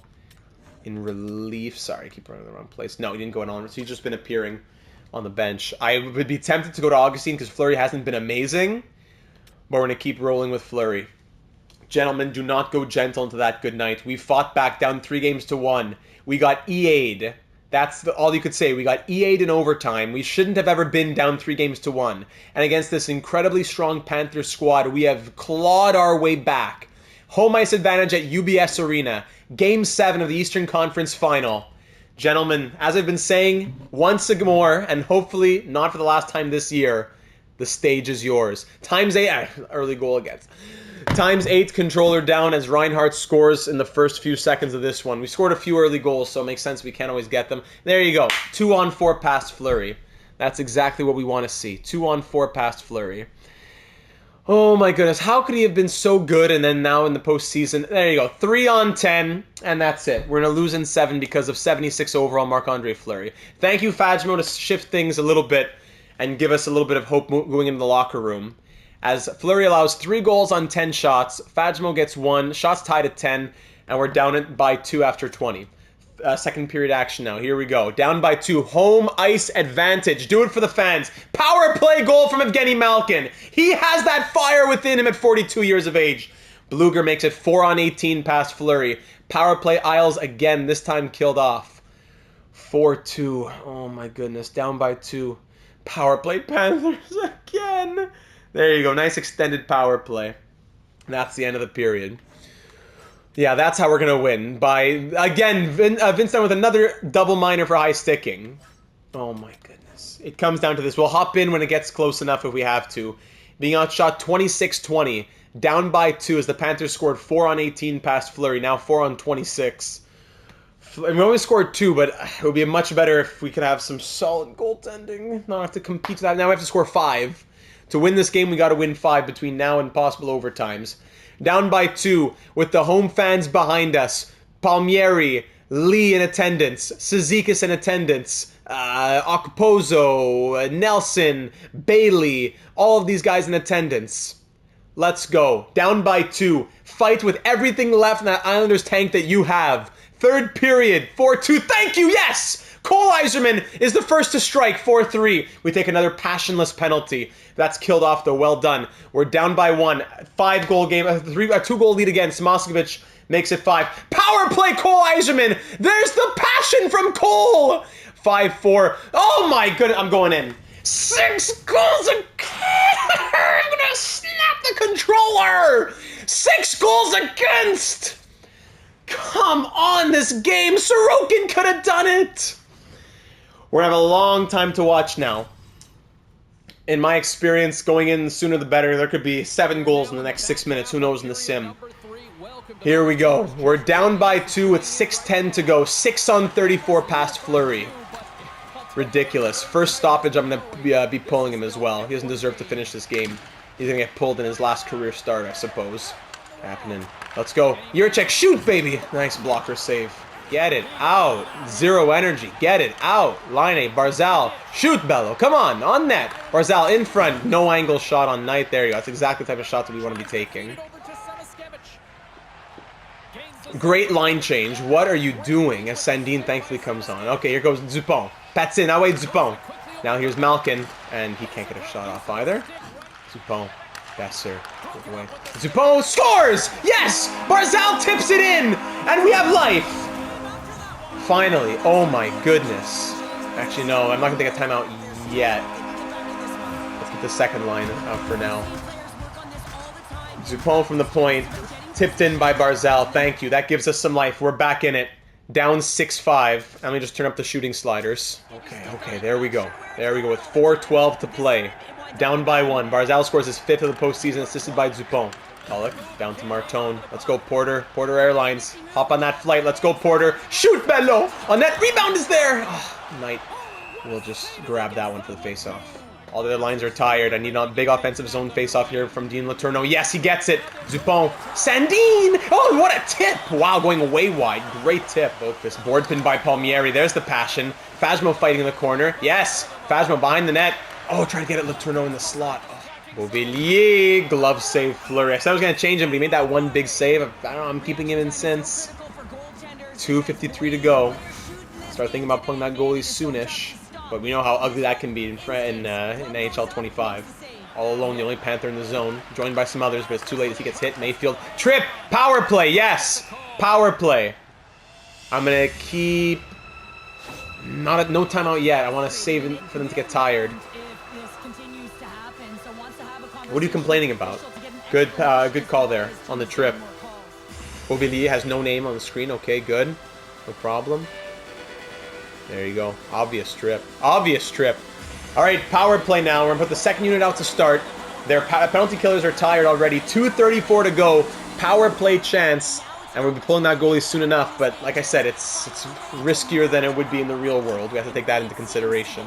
Let's go set it up. Line A, fighting. Yes! Cap it in! Oh, in all alone! Can't even take a shot. These players can never just shoot the puck. The AI brains don't realize. Kapanen, good takeaway there. Malkin has some space. Malkin in. Kapanen, shoot, Bello! Oh, again in from that hit a Florida stick. Line A, Barzal, Malkin. Come on, what are you doing? Barzal, Line A, Sandin in tight. And Knight's going to hang on to that one. 5-on-3, yes! 5-on-3, let's go! Please! Please! Ball's getting what? For a high stick or a high stick or a slash. Slash, okay. Again, maybe a time to pull in the real world, but I'm not going to just watch. They're going to have 6 of our players. We would watch one of their players skate in and shoot on the empty net. 5-on-3 with 1:53 to go. First unit's out. It doesn't get more dramatic than this. Bo wins it. Martone, Besser, Bo! Big save, Knight. Horvat in the corner. Board pin. No one wants to go help him. Besser. What? We have 3 wide open players. Martone keeps it in. Besser. Yzerman with space. Shoot! Bad save. Martone. Back out of the zone. Minutes ago in the 5-on-3. Martone. Yzerman. Besser. Next face-off, I'll take a timeout. Here's Dunn. Deeks nobody. Takes a big shot. Wow, what a slap shot. But the glove of Knight gets that. Bounces off the stick and lets it skate past him. Slide by him, I mean. Here comes Yzerman. Okay. My brain's everywhere. Yzerman. Besser. Come on! Blocked by his own player. Scores! Yes! Brock Besser! Besser! Tie game! Power play goal! Oh, that is so ugly, but we'll take it. Energy goes back up. Awesome. Oh my goodness. Scramble in front. Ugly goal. Brock Besser and the Islanders are tied up at 6. What a Game 7 this has been in the Eastern Conference Final. From down 3-1. Now Panthers timeout. At the very least, we've tied this game up. We can be proud of that. Let's not have a crazy end. What's going on over here? What are we watching? Okay. I can't even skip it. Okay, there we go. Brock Besser with his 5th of the postseason. Yzerman and Malkin have 11 each. 6-6 game with 1:14 to go. We still have 1:21 on the power play to possibly even get a game winner here. Besser, Barzal, Yzerman, don't stop pushing, boys. Yzerman, one time! That's blocked. Come on, momentum shifting. The fans are jumping. Let's go behind the net. Rosovic's gonna come away with it. Can he get that out? Oh, what a jump from Besser! Oh my goodness! Barzal? Oh, that's blocked. What an acrobatic effort. Yzerman keeps in. Besser, I'm on my feet. Besser! Blocker save. Barzal in front. Oh, the 1T. Come on, Big Bo. Barzal. Sandin. Besser. Glove save. Scrambling. Sandin the point. Barzal. Shoot. Scores! Rasmus Sandin. The Islanders lead 7-6. What an absolutely mayhemic moment. 7-6. Islanders take the lead. Woo! Wow, what is happening? From down 6-4, the Islanders now lead 7-6. With what, less than a minute to go? Another power play goal. Again, why do they keep showing us the bench? I don't care. Barely any energy even. Litsogas eating it up. How much time to go? Let's see this. Besser with another assist there too. With 42.6 seconds to go. Rasmus Sandin is second in the postseason from Barzal and Besser. Please, boys, hang on tight. Empty net right away for the Panthers. Barkov broken up by Jiricek. Besser, put it to bed. Put it to bed, please! Of course, now we can't hit the empty net when it's our turn. Please. Behind the net. Kicked to the corner. Done. Don't you dare. He's all alone in front! Kachuk, big thank you. Jiricek, come on, man. Barzal, get it out. Get it out. At the very least, thank you. Yzerman, it's over. Yes, sir! Come on, hat-trick, Cole Yzerman! And the Islanders are going to the Stanley Cup Final! Okay, the sweater's coming off. Oh my goodness. From down 6-4, the empty netter to seal it, and the Islanders are off to the Stanley Cup Final. Down 3-1 against the Panthers. I almost don't feel like we deserve it. If we kept simming down 6-4, we wouldn't have gotten it. But we go into the game and the EA voodoo works in our favor. The 5-on-3 power play, the 5-on-4 power play. And thanks to the voodoo, you know what? A little voodoo in our favor for all the voodoo we've gone through in this episode and all the other episodes. I have no sympathy. Wow, we did it, we did it, we did it. Fleury allows 6, but we score 7, plus the empty net to win 8-6. Ladies and gentlemen, your New York Islanders are off to the 2029 Stanley Cup Final. After losing in 6 in 2028, they return to the Stanley Cup Final again. Once more, the Prince of Wales Trophy winners, champions of the Eastern Conference. A victory for the history books. I told them to define who they were going to be as players, not just as players, but as people. And that was really, really something. Fleury, I don't know if I can give you game 1. Bo Horvat shaking hands with Alex Barkov. Big moment between two elite players. There's always that one player on the opposite side. There's Yzerman in the Panthers line. Fleury and Knight. There's Marc-Andre Fleury. Big Bo with Bill Daly shaking hands. His hand is going... He's not... Oh, look at that. He didn't touch a trophy, but he phased through it. His hand phased through the Prince of Wales trophy. Wow, I need a breather. But we win, outshooting the Panthers 41-37. We win 8-6. To punch our ticket to the Stanley Cup Final. I don't even know who we're playing against. Could it be that Winnipeg was still out there? Yes, it's Winnipeg! It was Winnipeg versus Edmonton. Wow. So for those of you who said, why would the Winnipeg Jets want to trade the first overall pick and all? Well, here it is a couple years later. They got that elite forward that I'm sure is in their top 6 when we look at their lines. I don't know if Lysel's still with them, but they got that player who I'm sure is doing great things, and they got a little bit of value extra. And would they trade that elite player for Dupont's elite defenseman? Maybe. But it's not like the Jets have been in the basement of the league since we did that trade and we fleeced them or something. No, here they are. Stanley Cup Final between the Islanders and the Jets for 2029. Wow. Here we go. Let's advance another day and then let's take a pause. Let's take a pause. I need a breather. Let's go look at the stats through this one. So the Winnipeg Jets... meeting us in the Stanley Cup Final, they beat the Avalanche in 7. Wow, the second best team in the league. Then the Ducks in 7 and the Oilers in 6 to now face us. Let's look at the player stats as well. As Bo Horvat has 10 goals and 22 points in 17 games. Malkin with 20. He still got it at 42. Yzerman, the hat trick in Game 7, plus 12 goals and 19 points in 17 games. Barzal 19, Besser 19, so that's 5 point per game plus players. Martone 1 goal but 14 points. Kapanen 12, Sandin 10, Marchment 9, Palmieri 9, Dunn 9, Laine 9, Dupont 8, Jiricek 7, Letourneau 5, Mayfield 2, Pollock with 1. And the goaltending, Fleury 6-2-1, 885 save percentage, 3.51 goals against average. I'm not going to use names, but I'm going to ask the Discord server AGMs who we should roll with based on the stats for Game 1 of the Stanley Cup Final.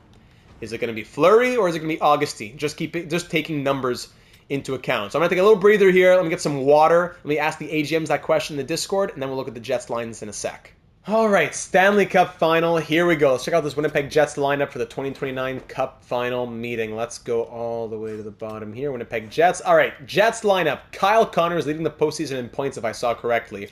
Mark Scheifele, who's now 36 years of age, and Nikolai Ehlers for that first line of all X Factor. So Kyle Connor at 32 is at 92 overall, 14 goals and 28 points in 20 games. Wow, 14 goals, 14 assists. Mark Scheifele, 6 goals and 21 points in those 20 games. And Nikolai Ehlers, 8 goals, 18 assists. Wow, 26 points from him. So that first line is definitely firing on all cylinders. On the second line, Ivan Barbashev, 12 goals and 25 points in 20 games. Gabe Vilardi, 4 goals, 21 points. Kuzmenko, just 1 goal. Okay, 1 goal, 10 points from Kuzmenko. Third line, here are the former Islanders in the bottom 6, actually. So here's Cyplakov, the former Islander, 7 goals and 6 assists. There you go, 47-point season. He went to Columbus, but now found his way to Winnipeg. Funny, that was the 3-team trade, and he went to the 3rd team of it in Winnipeg after he was done with the Blue Jackets. 47 points this season. In the playoffs, 7 goals, 13 points in 20 games. On the third line here with Brad Lambert and that prospect with the Jets drafted at 3rd overall with the pick that we traded them, Evan Pelly, 83 overall medium elite, 10 points for him in 20 games. Yeah, I see. Obviously not their first line guy right now, but with all the scoring that they have, it makes sense that a 20-year-old is playing on their third line. And fourth line, another former Islander in Fabian Lysell. He has 6 points in 20 games. On the fourth line with Noah Gregor and Trent Frederick. On defense, Josh Morrissey and Neil Pionk, Travis Dermott and Adam Larson, Shane Gostisbehere and Alexander Alexiev, former Islander, Bridgeport Islander there, and Alexiev as well. Connor Hellebuyck at 36 years of age is an 82 overall with a 909 save percentage and 3.07 goals against average, 29, 13, and 1 on the season. Very good numbers. Yeah, got to give it to him there. And in the postseason, he hasn't been good at all. But this in 2023, 24, 25. But now in 2029, they're back in the postseason. They're in the Cup Final. The numbers from Hellebuyck aren't great. The defense, I didn't see the numbers from the defense either, actually. The overalls aren't crazy. But Morrissey, 8 points plus 2. Pionk, 4 points, negative 2. Yeah, the defense isn't anything crazy either. It's that first line in Winnipeg, even that top 6, you could say. If we could shut down the big 5 in their top 6, that would be the key to victory here. So definitely some ties to Islander history here with Cyplakov, Pelly, Lysell, Alexiev, all those guys here in Winnipeg. I didn't check out their scratches, nor the backup. It's actually Colton Ellis backing up Hellebuyck, and the scratches are just Keaton Humphrey, and 68 overall defenseman. Of course, yeah, he's going to be their healthy scratch. Okay, so here we go, ladies and gentlemen. The Winnipeg Jets, who finished 44, 33, and 5. Here they are in the Cup Final. In many ways being carried, I guess you could say, by that first line, because it's a good team, but definitely the first line stands out beyond anything else on that team. For the goaltending, I asked the AGMs, giving as few details as possible. As of waiting about 15 minutes, the votes are 14-7 in favor of playing the goalie who hasn't played yet, instead of the goalie who has been very hot and very cold, with those numbers that we just saw as well. So, I think a lot of people thought that this was Fleury and Sorokin, but no, this is Fleury and Augustine. So Augustine got the start, obviously with Sorokin still out with the broken finger, and this will be his first career opportunity for a postseason start. In his AHL history, he had 17 appearances in 2028 last year. So last year, AHL postseason, 10-4-2, 1 shutout, 921 save percentage, 2.49 goals against. This is a great opportunity for Trey Augustine to prove to the league that he can do it and it can be a part of the tandem here on Long Island next season. So without further ado, let's get this party started. Yes, the penalty kill is going down. Now we're at 12th out of 16. So I think maybe was that just Florida's super strong power play? I don't know. So we'll see how they do against Winnipeg. We're first in goals, 10th in goals against, 4th in the power play, 12th in the pound kill, while the Jets are 3rd in goals for, 9th in goals against, slightly better than us. Power play 23.4, slightly worse than us, and pound and kill better at 82.2. Here we go, Game 1 of the 2029 Stanley Cup Final. We've made a back-to-back final, losing in 6 against the Avalanche last year. Now here we are at UBS Arena for another Cup Final appearance. 4 wins away from our first Cup since the Dynasty of the 80s. In our 5th year with the Isles, this is it. First period, and it's 1-0. Thanks to Cole Eiserman, his 13th goal. The goal scoring of Cole Eiserman has been a huge development this postseason, outshooting the Jets 17-6, and we're up 1-0 after 20. Second period, 2-1, goal apiece. Barbashev ties it before Laine scores on the power play. No scoring in the final 13 minutes of the period as we outshoot the Jets 24-14 through 40, but it's just a 1-goal lead into the final period of this game in front of the home fans. I want to see a Porter Martone goal. I want to see his second of the postseason. Let's go. Patrick Laine scoring his second of the night works as well, though. 3-1 Isles is now a 2-goal cushion. Power play to put it to bed. No, killed off by the Jets. As they're not getting a lot of shots, but now they have a power play opportunity. Killed off by us. There are those penalty killers coming out. And that'll be all she wrote as we outshoot the Jets 37-22 in Game 1 and win by a score of 3-1 to now be 3 wins away from Lord Stanley. After that momentum. And by the way, Trey Augustine, I forgot to even mention that. I wasn't even thinking about Trey Augustine. And the momentum of that win against Florida is making me feel like we are unstoppable. 2 goals from Laine for first star honors. Trey Augustine, in his first career postseason start, is doing so in the Stanley Cup Final. He makes 21 saves on 22 shots. Barzal gets 2 assists, and we win 3-1 to give ourselves the first win of 4. 1 down, 3 to go. Huge win there from Trey Augustine, and we're going to roll with him again in Game 2. Marc-Andre, we love you. We're going to try to get you that ring, but let's keep rolling with Augustine here for Game 2. Another home ice advantage here. We've been doing very well on home ice for the most part at UBS Arena.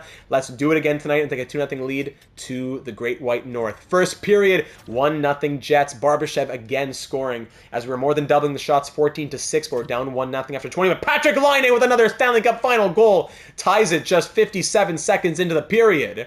Second period concludes 3-2. Barbashev scores again to make it 2-1 Jets, but we love playing from behind as Kapanen ties it, and then Palmieri puts us in the lead within the final 3 minutes of the period. 3:02, then 2:20. Kyle Palmieri wants that cup!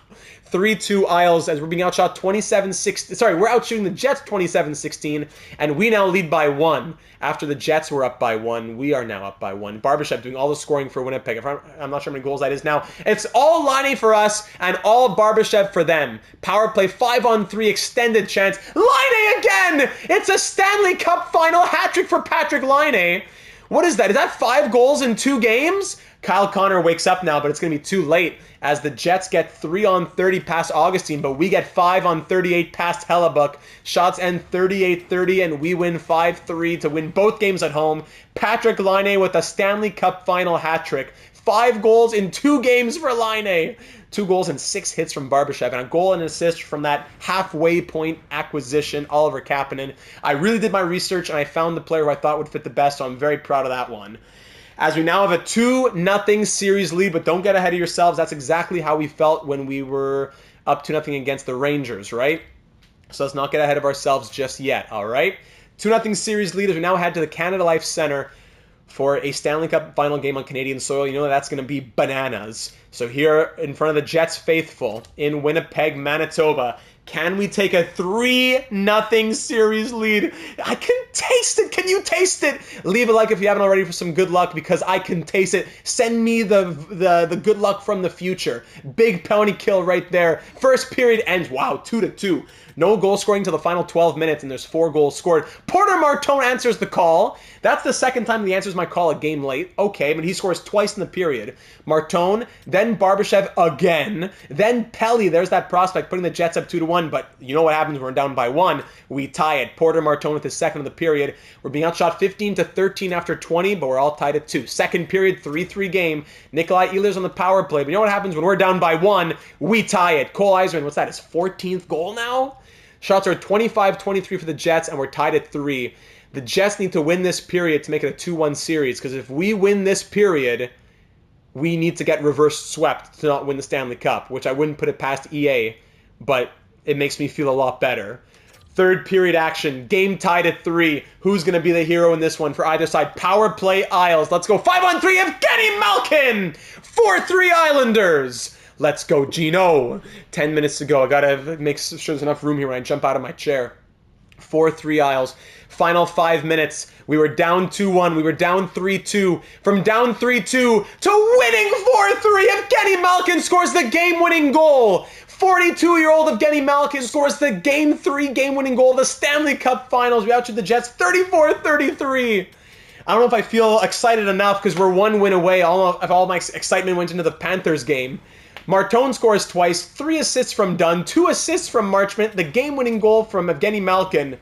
And just like that, it's gone really quick, but just like that, my dear, dear friends, we are now 1 win away from winning our first Stanley Cup since 1983. 46 years later, could June 7th, 2029 be the day that the Stanley Cup belongs to the New York Islanders once more? Will we be drinking from Lord Stanley's cup on this day in history?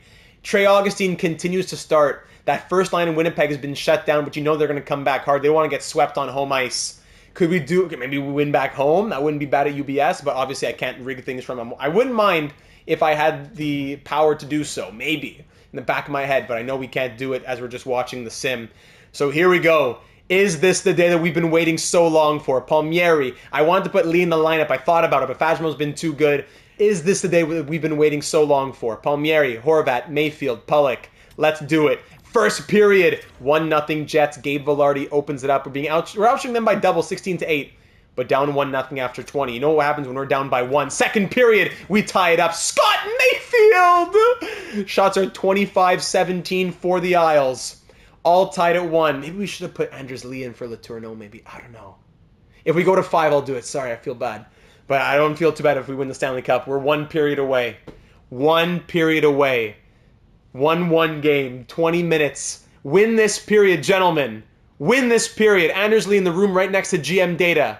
Win this period. And for the first time in 46 years, the team that's been through so much suffering gets to call themselves Stanley Cup champions. You get to call yourselves Stanley Cup champions. Third period, get out there. 1-1 game, who's going to be first?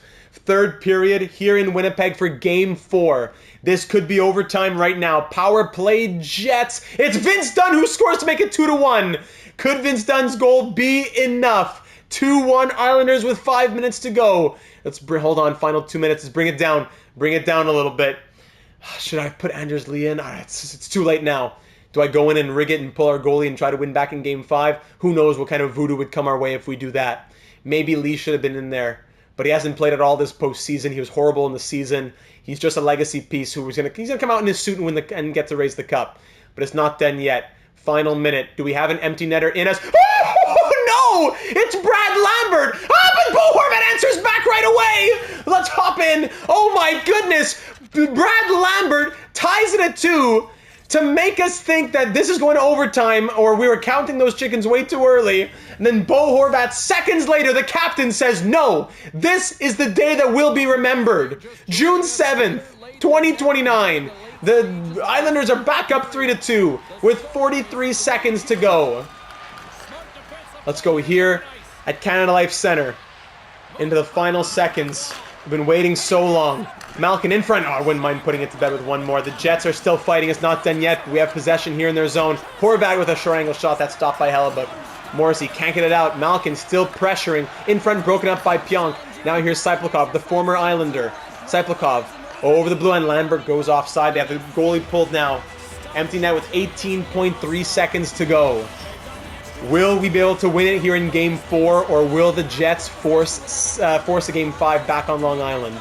They need to reverse sweep us. They got momentum with that game-tying goal, but Bo Horvat may have scored the Stanley Cup winning goal. Very fitting for the captain.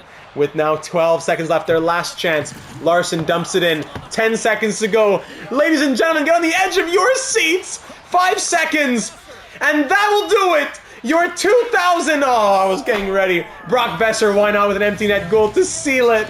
That does it. We have done it. 5 years later, 17 episodes and 5 years later, the goal has been accomplished. 9 of the original Islanders remain. It's too bad we can't get some of them to raise it, Lee, Sorokin, whoever else. But we can proudly do it for them as they come out on the ice to celebrate the 2029 Stanley Cup champions! The New York Islanders have done it in the 5th year of the GM Data era, 46 years later. The Islanders from the Dynasty of the 80s have done it again.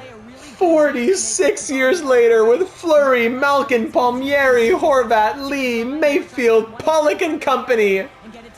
Horvat at 34, Barzal, career Islander. It's going to be Evgeny Malkin at the age of 42 who wins the Conn Smythe. What? Look at Gino Malkin at the age of 42. That was a quick handshake, but all right. Thank you, Gino, from Bill Daly. Thank you, Gino Malkin. Right before retirement, a Conn Smythe and his 4th Stanley Cup. 4 for Gino, 4 for Fleury, 2 for Dunn, and 1 for everybody else. As Lord Stanley's Cup, I would have loved to have won it at UBS, but I'm not going to turn down the opportunity to win a Stanley Cup at any time. As Gary Bettman calls over Bo Horvat after 46 years. Bo Horvat, it is your honor. Bo Horvat, with the Stanley Cup in his hands, raises it as captain of the Islanders. Sorry that I couldn't do a longer Horvat impression there. Sorry, a Bettman impression there. Bo top 50 Horvat at 34 years of age, a Stanley Cup champion as captain of the New York Islanders. First, let's go Scott Mayfield, and they don't give me Palmieri. What a joke. We're going to give it to Scott Mayfield first, 36-year-old lifer with the Islanders. Scott Mayfield lifts it first. No Palmieri, no Pollock. Yeah, what a joke. I believe there's other great options there too.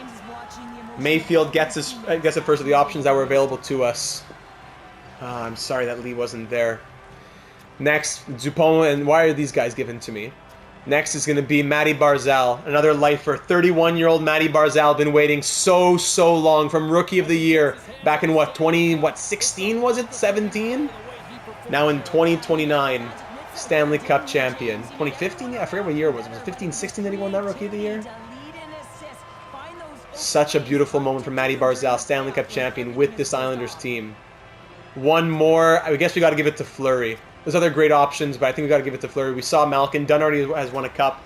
We got to give it to Marc-Andre Fleury, who got us here in the regular season. Did enough in the playoffs as well. We'll give him his moment with Lord Stanley. Trey Augustine does go 4-0 in the Stanley Cup Final. Marc-Andre Fleury, before retirement, one last cup for one of the greatest goaltenders in NHL history. We'll check the record book at the end of this one as well. Wow, so many more faces we want to see. Try and check them out. This is our first cup of NHL 25, by the way. So everybody gather around, break out the cameras, get the screenshots ready, and snap a picture. I promise you, it'll last a lifetime. Stanley Cup champions, New York Islanders. And there's that beautiful, beautiful trophy. I want to see those names. I want to see those names! From down 3-1 against the Panthers, that Game 7 comeback. Bo Horvat captain. Look at these names. Augustine, Barzal, Besser, Bolduc, Dunn, Dupont, Yzerman, Fagemo, Fleury, Jiricek, Kapanen, Laine, Lee, Letourneau, Malkin, Marchment, Martone, Mayfield, Palmieri, Pollock, Sandin, and Sorokin. Wow. Even though we couldn't see them lift it, we get to see them in the team picture. Shots end 39-30 for the Isles as we sweep the Jets in the Stanley Cup Final. It felt too quick almost after all the fighting we had to do in the Eastern Conference Final. And even if we put Lee as... You know what? I don't feel bad about not putting Lee in the lineup anymore because they didn't give us Pollock and they didn't give us Palmieri. Who's to say that they would have given us Lee to raise the cup if I put in Lee over Letourneau? He still gets his name on the cup. He still gets his ring. He still gets to raise it in his suit. I partially regret it, but it wasn't a guarantee that he would have been able to have a moment to lift it either. But Anders Lee is a Stanley Cup champion. Wow, we did it! We did it, we did it, we did it. Let's check out the player stats now. Through those 21 games, Evgeny Malkin wins the Conn Smythe Trophy. One last piece of hardware to add to his collection here. 4 cups, 2 Conn Smythes, 2 Art Ross, 1 Hart, 1 Ted Lindsay, and 1 Calder for Evgeny Malkin. 24 points in 21 games. He comes to Long Island. He signs a 1-year deal, then another 2 years with the Islanders After being with the Penguins his whole career, he spends 1 year with the Sharks, then 2 years with the Islanders, scoring 66 goals across those 2 seasons. 2 Stanley Cup Finals, 1 Stanley Cup, 50 points. 50 points in 47 games. A huge, if not one of the largest parts of our runs. Bo top 50 Horvat finally gets his Stanley Cup as well. 24 points in 21 games from the captain. Very well-deserved captaincy and well-deserved Stanley Cup at this stage in his career. Cole Yzerman leads the team in goals with 14 goals in 21 games, 23 points to boot. I'm blown away. After he scores how many goals in the season? He scores 28 goals in the season, 25 goals the year prior, and he scored 24 goals in 53 playoff games. He scores that over the course of a regular season in 82 games. But 14 and 21. Matty Barzal, 23 and 21, Stanley Cup champion for the now 32-year-old, winning the 2017-18 Calder. Yeah, I was getting totally confused with what he was drafted in 2015, won the 2018 Calder. There you go, another lifer with the Islanders. Brock Besser, we told him, we gave him that long-term contract. We signed him for what? It was a 5-year deal? 1, 2, 3, 4 going in the last year. Yeah, 5-year contract. We gave him big money to not have a no-trade clause. We never even needed to use it anyways. We got him 2 Stanley Cup Finals. We get him his Stanley Cup, a career year. Brock Besser's best years of his hockey life being spent on the island. Porter Martone in his 3rd season. He was huge, quietly a huge piece with 19 points in 21 games. Patrick Laine, 8 goals, 3 game winners. 3 game winners from Laine, Malkin, and Horvat. 8 goals, 3 game winners, 16 points in 21 games. Another guy who we promised, come to the island and you'll see great things. Come to the island. In his 3rd year with us, signed on for now still 3 more. So that was a 6-year deal we gave him? Exactly. Full no-move clause for these seasons. He got his cup, and now he can be proud of himself as well. Oliver Kapanen, we got him from the Canadiens. We did a lot of research. We picked him up, and I'm glad we did. 15 points from him. Vince Dunn, 14 points in 21 games. That's crazy compared to the pace he was on in the regular season.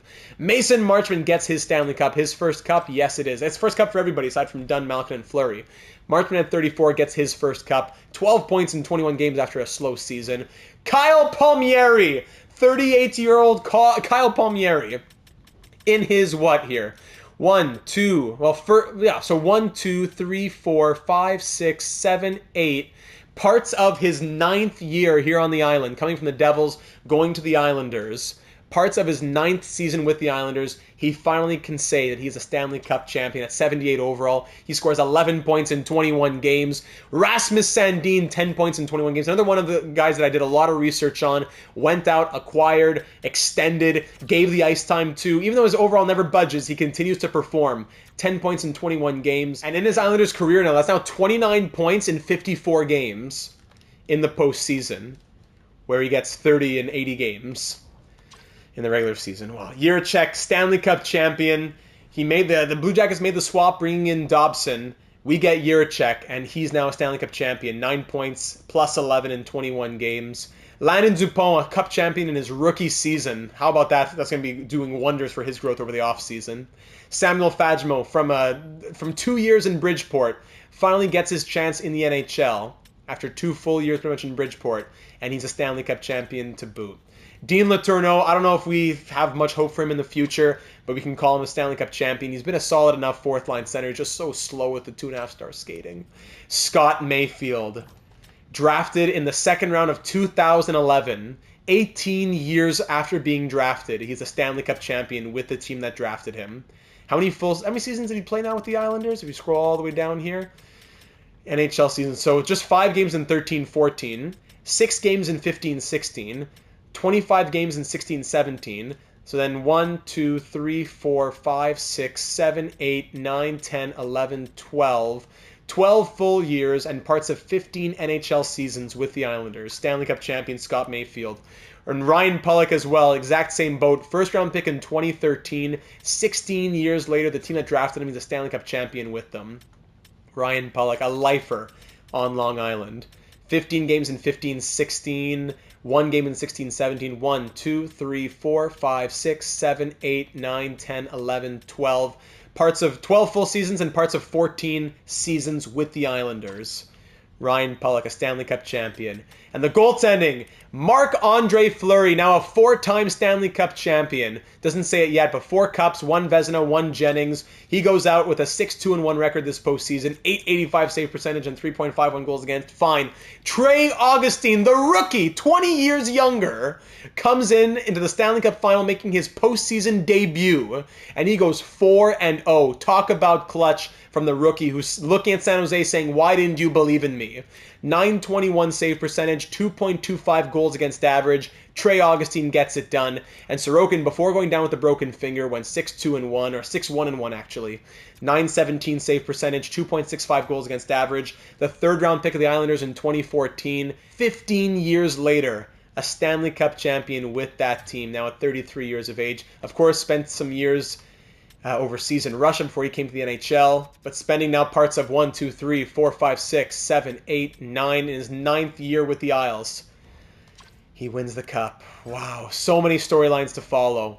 So many storylines. I can't believe Kyle Connor, that first line even in Winnipeg, just didn't, they fell apart. Barbashev, Connor, Ehlers, Malkin, and Velarde. 4 players ended with more points than Malkin, 2 with 30 points, 16 goals from Barbashev. Yet Malkin wins the Conn Smythe, and the Jets just couldn't get through Trey Augustine enough. And we just broke through Hellebook enough as well on our side. And there it is, the final playoff tree, ladies and gentlemen, the final playoff tree. Our cup final is almost like against the Panthers, pretty much, but wow. So we'll start simming towards the draft. Yeah, we'll sim. I'm going to just update the scouting one last time. We'll sim towards the draft. We'll get a quick idea of the offseason plan because this episode's been long enough. And then we'll wrap our 5th year with the Islanders. Yeah, that's all she wrote. So there it is, official now. Stanley Cup champions, New York Islanders, and the Calder Cup champs, the Tucson Roadrunners. How about that? Now that things have registered over, we should be able to see the Stanley Cups on the Stanley Cup victory on player profiles. But here it is, Stanley Cup 2028-29, New York Islanders. How good does it feel to look at that? President's Trophy to the Hurricanes, Clarence S. Campbell to the Jets, and of course, back-to-back Prince of Wales to us.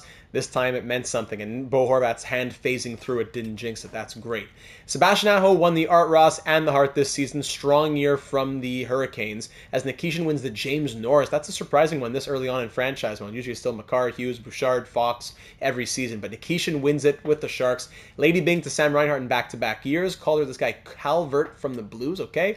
Conn Smythe of Genny Malkin, of course. Vezina to Joseph Wall over in Toronto. Jennings to Binnington and Montembeault in St. Louis. Okay. Owen Pickering wins to Bill Masterton. Jack Adams to the coach of the Kraken. The Selke to Nico Hischier. All right. Ted Lindsay to Sebastian Aho. And the Maurice Richard to Connor Bedard in back-to-back years now. Down in the AHL, no awards for us there. All right, so no hardware aside from the Conn Smythe, but I think we can live with that, no problem. As we'll now sim towards the draft, the scouting is set. We'll see if any retirements come our way after finally winning the Cup in the 2029 postseason. Fleury, Malkin, Palmieri, Lee, are they calling it? Detroit jumps 5-1 in the draft lottery, New Jersey 7-2, and New Jersey drops 1-3. Tough. Central Scouting, thank you. Retired players, let's see after winning the Cup who's ready to call it a career. And I don't see anybody. What? So Patty Kane, at the age of 40, 1,644 points. He calls it a career. Congrats to him. Zibanejad, we retired Mika Zibanejad at 36, still 86 overall. All right. Kane was also, sorry, no, of course, no, he was an 81. Okay. Tyler Seguin was just over 1,000 points. Duchesne, Everly, Couture, Hyman, Doughty, Pietrangelo, big names. There's Kyle Palmieri. There he is, retiring. We'll look at him in just a moment. Dougie Hamilton. Is that about it here? Nick Leddy, former Islander. And that's it? You're kidding me. And if we look just at the Islanders, I think Fleury's going to be there for sure. I think if anybody's going to be there for sure, it's going to be him. Islanders, yeah, just Kyle Palmieri. So Kyle Palmieri retires a Stanley Cup champion after parts of 9 seasons with the Islanders. 323 goals and 339 assists for 662 points in 1,225 games played for the now 76 overall. The former first-round pick of the Ducks back in 2009 officially retires with that Stanley Cup next to his profile. How beautiful is that? Palmieri, one of the original Islanders that we did it for. 9 of those original Isles still there from the day one team that we took over. No, I'm sorry! Did Marc-Andre Fleury retire? We gotta see. Fleury, he did. Marc-Andre Fleury calls it a career. Oh, I'm so sorry. Ha! But I went back and found it in my footage. Yes, thank goodness. So looking at the official numbers now, Marc-Andre Fleury, a 4-time Stanley Cup champ with a Vezina and a Jennings. He retires having played 1,131 NHL games. He hadn't played, so 24-25 with the Wild. He appears in 38 games. Then AHL with the Iowa Wild. Then 25-26, he finds his way to Columbus for 12 appearances. Then 2 more years in the AHL, so 3 of his past 4 years in the minors. We signed him as a legacy third goalie guy for 28-29. Welcome back to the NHL. A couple starts here and there. Joined Geno Malkin. But no, the 44-year-old goes 37-13-5 to pad his all-time records of in 1,131 appearances, going 618, 360, and 107. 2 ties as well. Drafted back in 2003. Retires in 2029, 26 years after his draft. 79 shutouts, a career 911 save percentage, career 2.65 goals against average, and in the postseason, 178 appearances, going 98, 76, and 1, 16 shutouts, 909 save percentage, and 2.61 goals against average to retire as a 4-time Stanley Cup champion. If we look in the record book now, by the way, shout out to some of these records right here, like Brock Nelson with most games played as an Islander. We know we did that. Sorokin, most shutouts. Okay, so far those are some of the records that have been broken. Lee hasn't retired. Will he come back for a 17th season to tie Billy Smith? We'll find out. Here we go to NHL records. So yeah, these numbers are flawed though. It's been years that the numbers for the goalie records are always off. So Fleury, it says 1,075. He actually had 1,131 appearances as a goalie. Still second all time, but closer to Brodeur than 1,075. So 1,131. And his 618 wins all time. For some reason it says 581. He's still second to Brodeur, but it's 618. Just the second goalie in NHL history with 600 plus wins. Also 79 shutouts. Doesn't put him top 5 all time, but 79 shutouts would definitely get him close right there behind Jacques Plante, who had 82 in 5th place. So there you go. That's where he sits in the all-time records, which are wrong with the record book. I don't know why the game can't fix that, but that's not for me to figure out.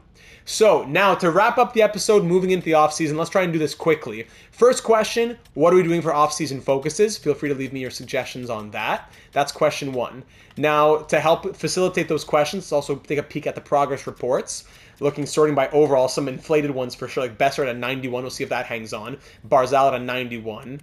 Dunn 88, Martone, Dupont at an 88, he'll grow even more. Kapanen at an 87, that's going to be tough for RFA negotiations. He also grew an X factor there. Doesn't show me the name of it, I forget which one that is. Eisman up to an 87, Marchman 85, Pulock 85, Malkin down to 83 as he does not retire. So Palmieri retires, but Malkin and Lee do not.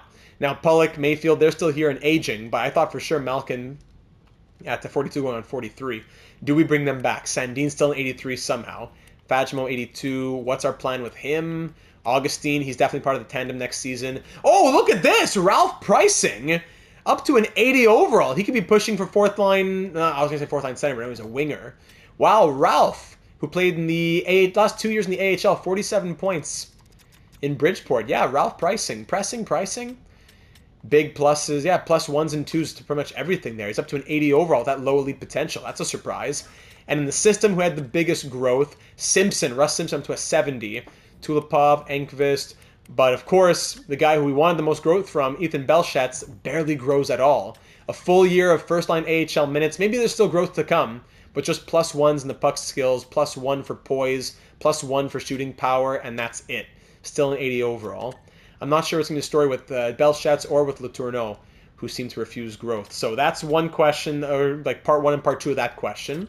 Next question will be what's up for the contract negotiations. So if you look at all expiring, like Porter Martone, for example, he's an RFA. We can do a 3-year bridge on Martone. He would want even 4 years to stay as an RFA. He would be wanting 7.675. So and his organizational interest isn't that high. Maybe it'll change after the draft. But like 4 years in the 6.5 range. Could do that, or we go even 3 years. He'd be much more interested in a 3-year deal. 3-year in the $6 million range. We do have 15.37 to play with, so keep that in mind for Porter Martone. Oliver Kapanen is an RFA, so I don't want to force it yet. We should have signed him. I probably should have signed him when I had the chance. Now he wants $8 million. So we'll qualify him and get him cheaper. But the question is, what is that number we want to get him to before it's too expensive if we're keeping him as our second-line center? Or does he become third-line center and Barzal goes to the wing? Does Evgeny Malkin come back? Does Fagemo come back? Does Anders Lee come back? Fagemo wants 1.8. Yeah, so if we look at the forwards in the team right now, so 1, 2, 3, 4, 5, 6 with line A. Who in that top 6 moves out? It would be hard to find anybody to move out for Kapanen. I'd love to keep him as third-line center. Does Marchment stay for that one more season? Probably does. But who joins Marchment and Kapanen on the third line? I don't think it's Malkin anymore. We got him his cup. He did 2 years with us. He's 42 now. I think he'll continue to progress. I'm sure it'd be a great story to keep him. But it's probably time to move on unless we think we should really... I don't know. I'm leaving that to the AGMs. I'll leave that to the AGMs. Fagemo, I don't know. Lee, I don't know. Pricing, maybe he could... So we could have a bit of an overhaul in that bottom 6, for sure. A lot of question marks in that bottom 6. Arcuri could get a chance. Belchet, Letourneau, Othman, Gauthier, Nurmi. Carbonneau is going to be growing, hopefully. A lot of questions for the forwards in the bottom 6, but the top 6 is probably locked. For defense, we continue the same 1, 2, 3, 4 Sandin for the top 4.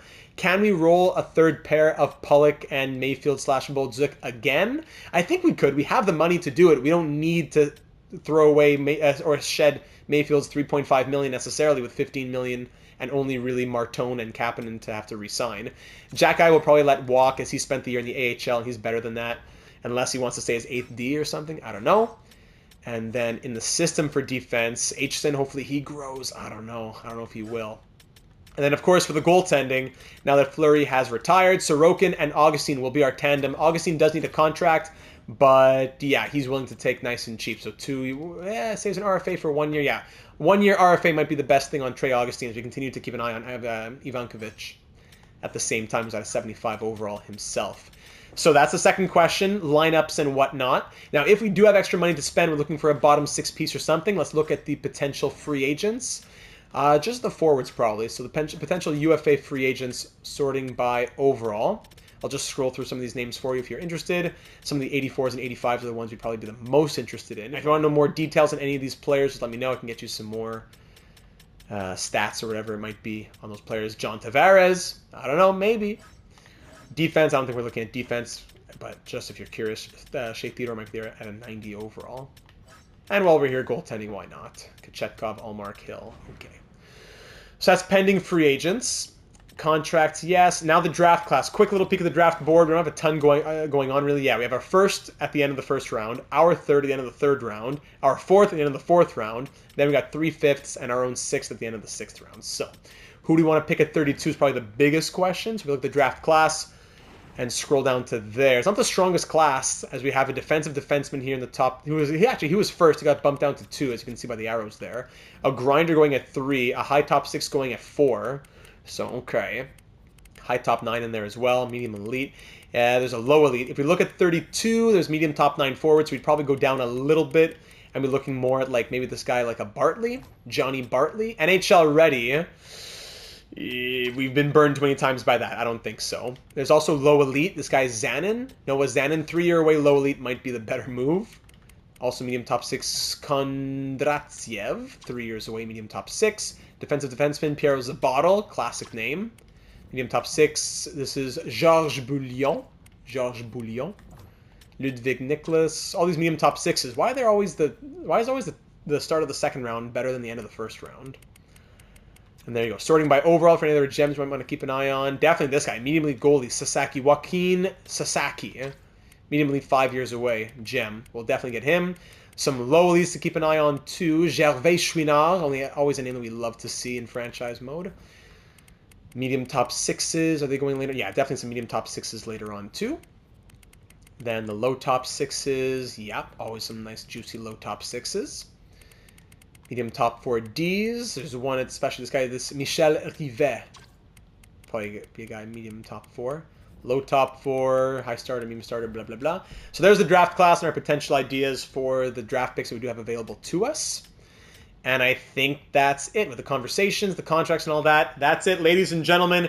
We complete our 5th season on Long Island as Stanley Cup champions. We did it for all those players that we still had from day one. 9 players still here from day one who get their name on Lord Stanley. And you know what? Moving into year 6, we might still have a good half dozen of them still around.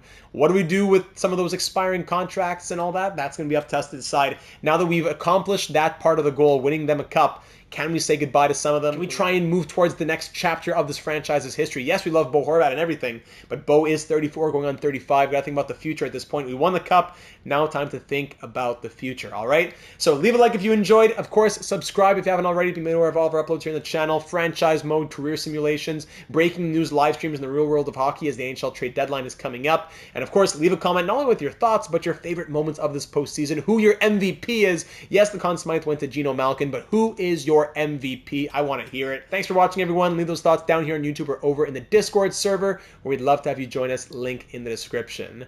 Thanks again for watching. Stanley Cup champions for the first time in 46 years, but we're not done yet. Next part of the goal of this challenge, taking over the Islanders, is to build them back into a dynasty. So I'm looking forward to moving towards that next part of our goal in year number 6.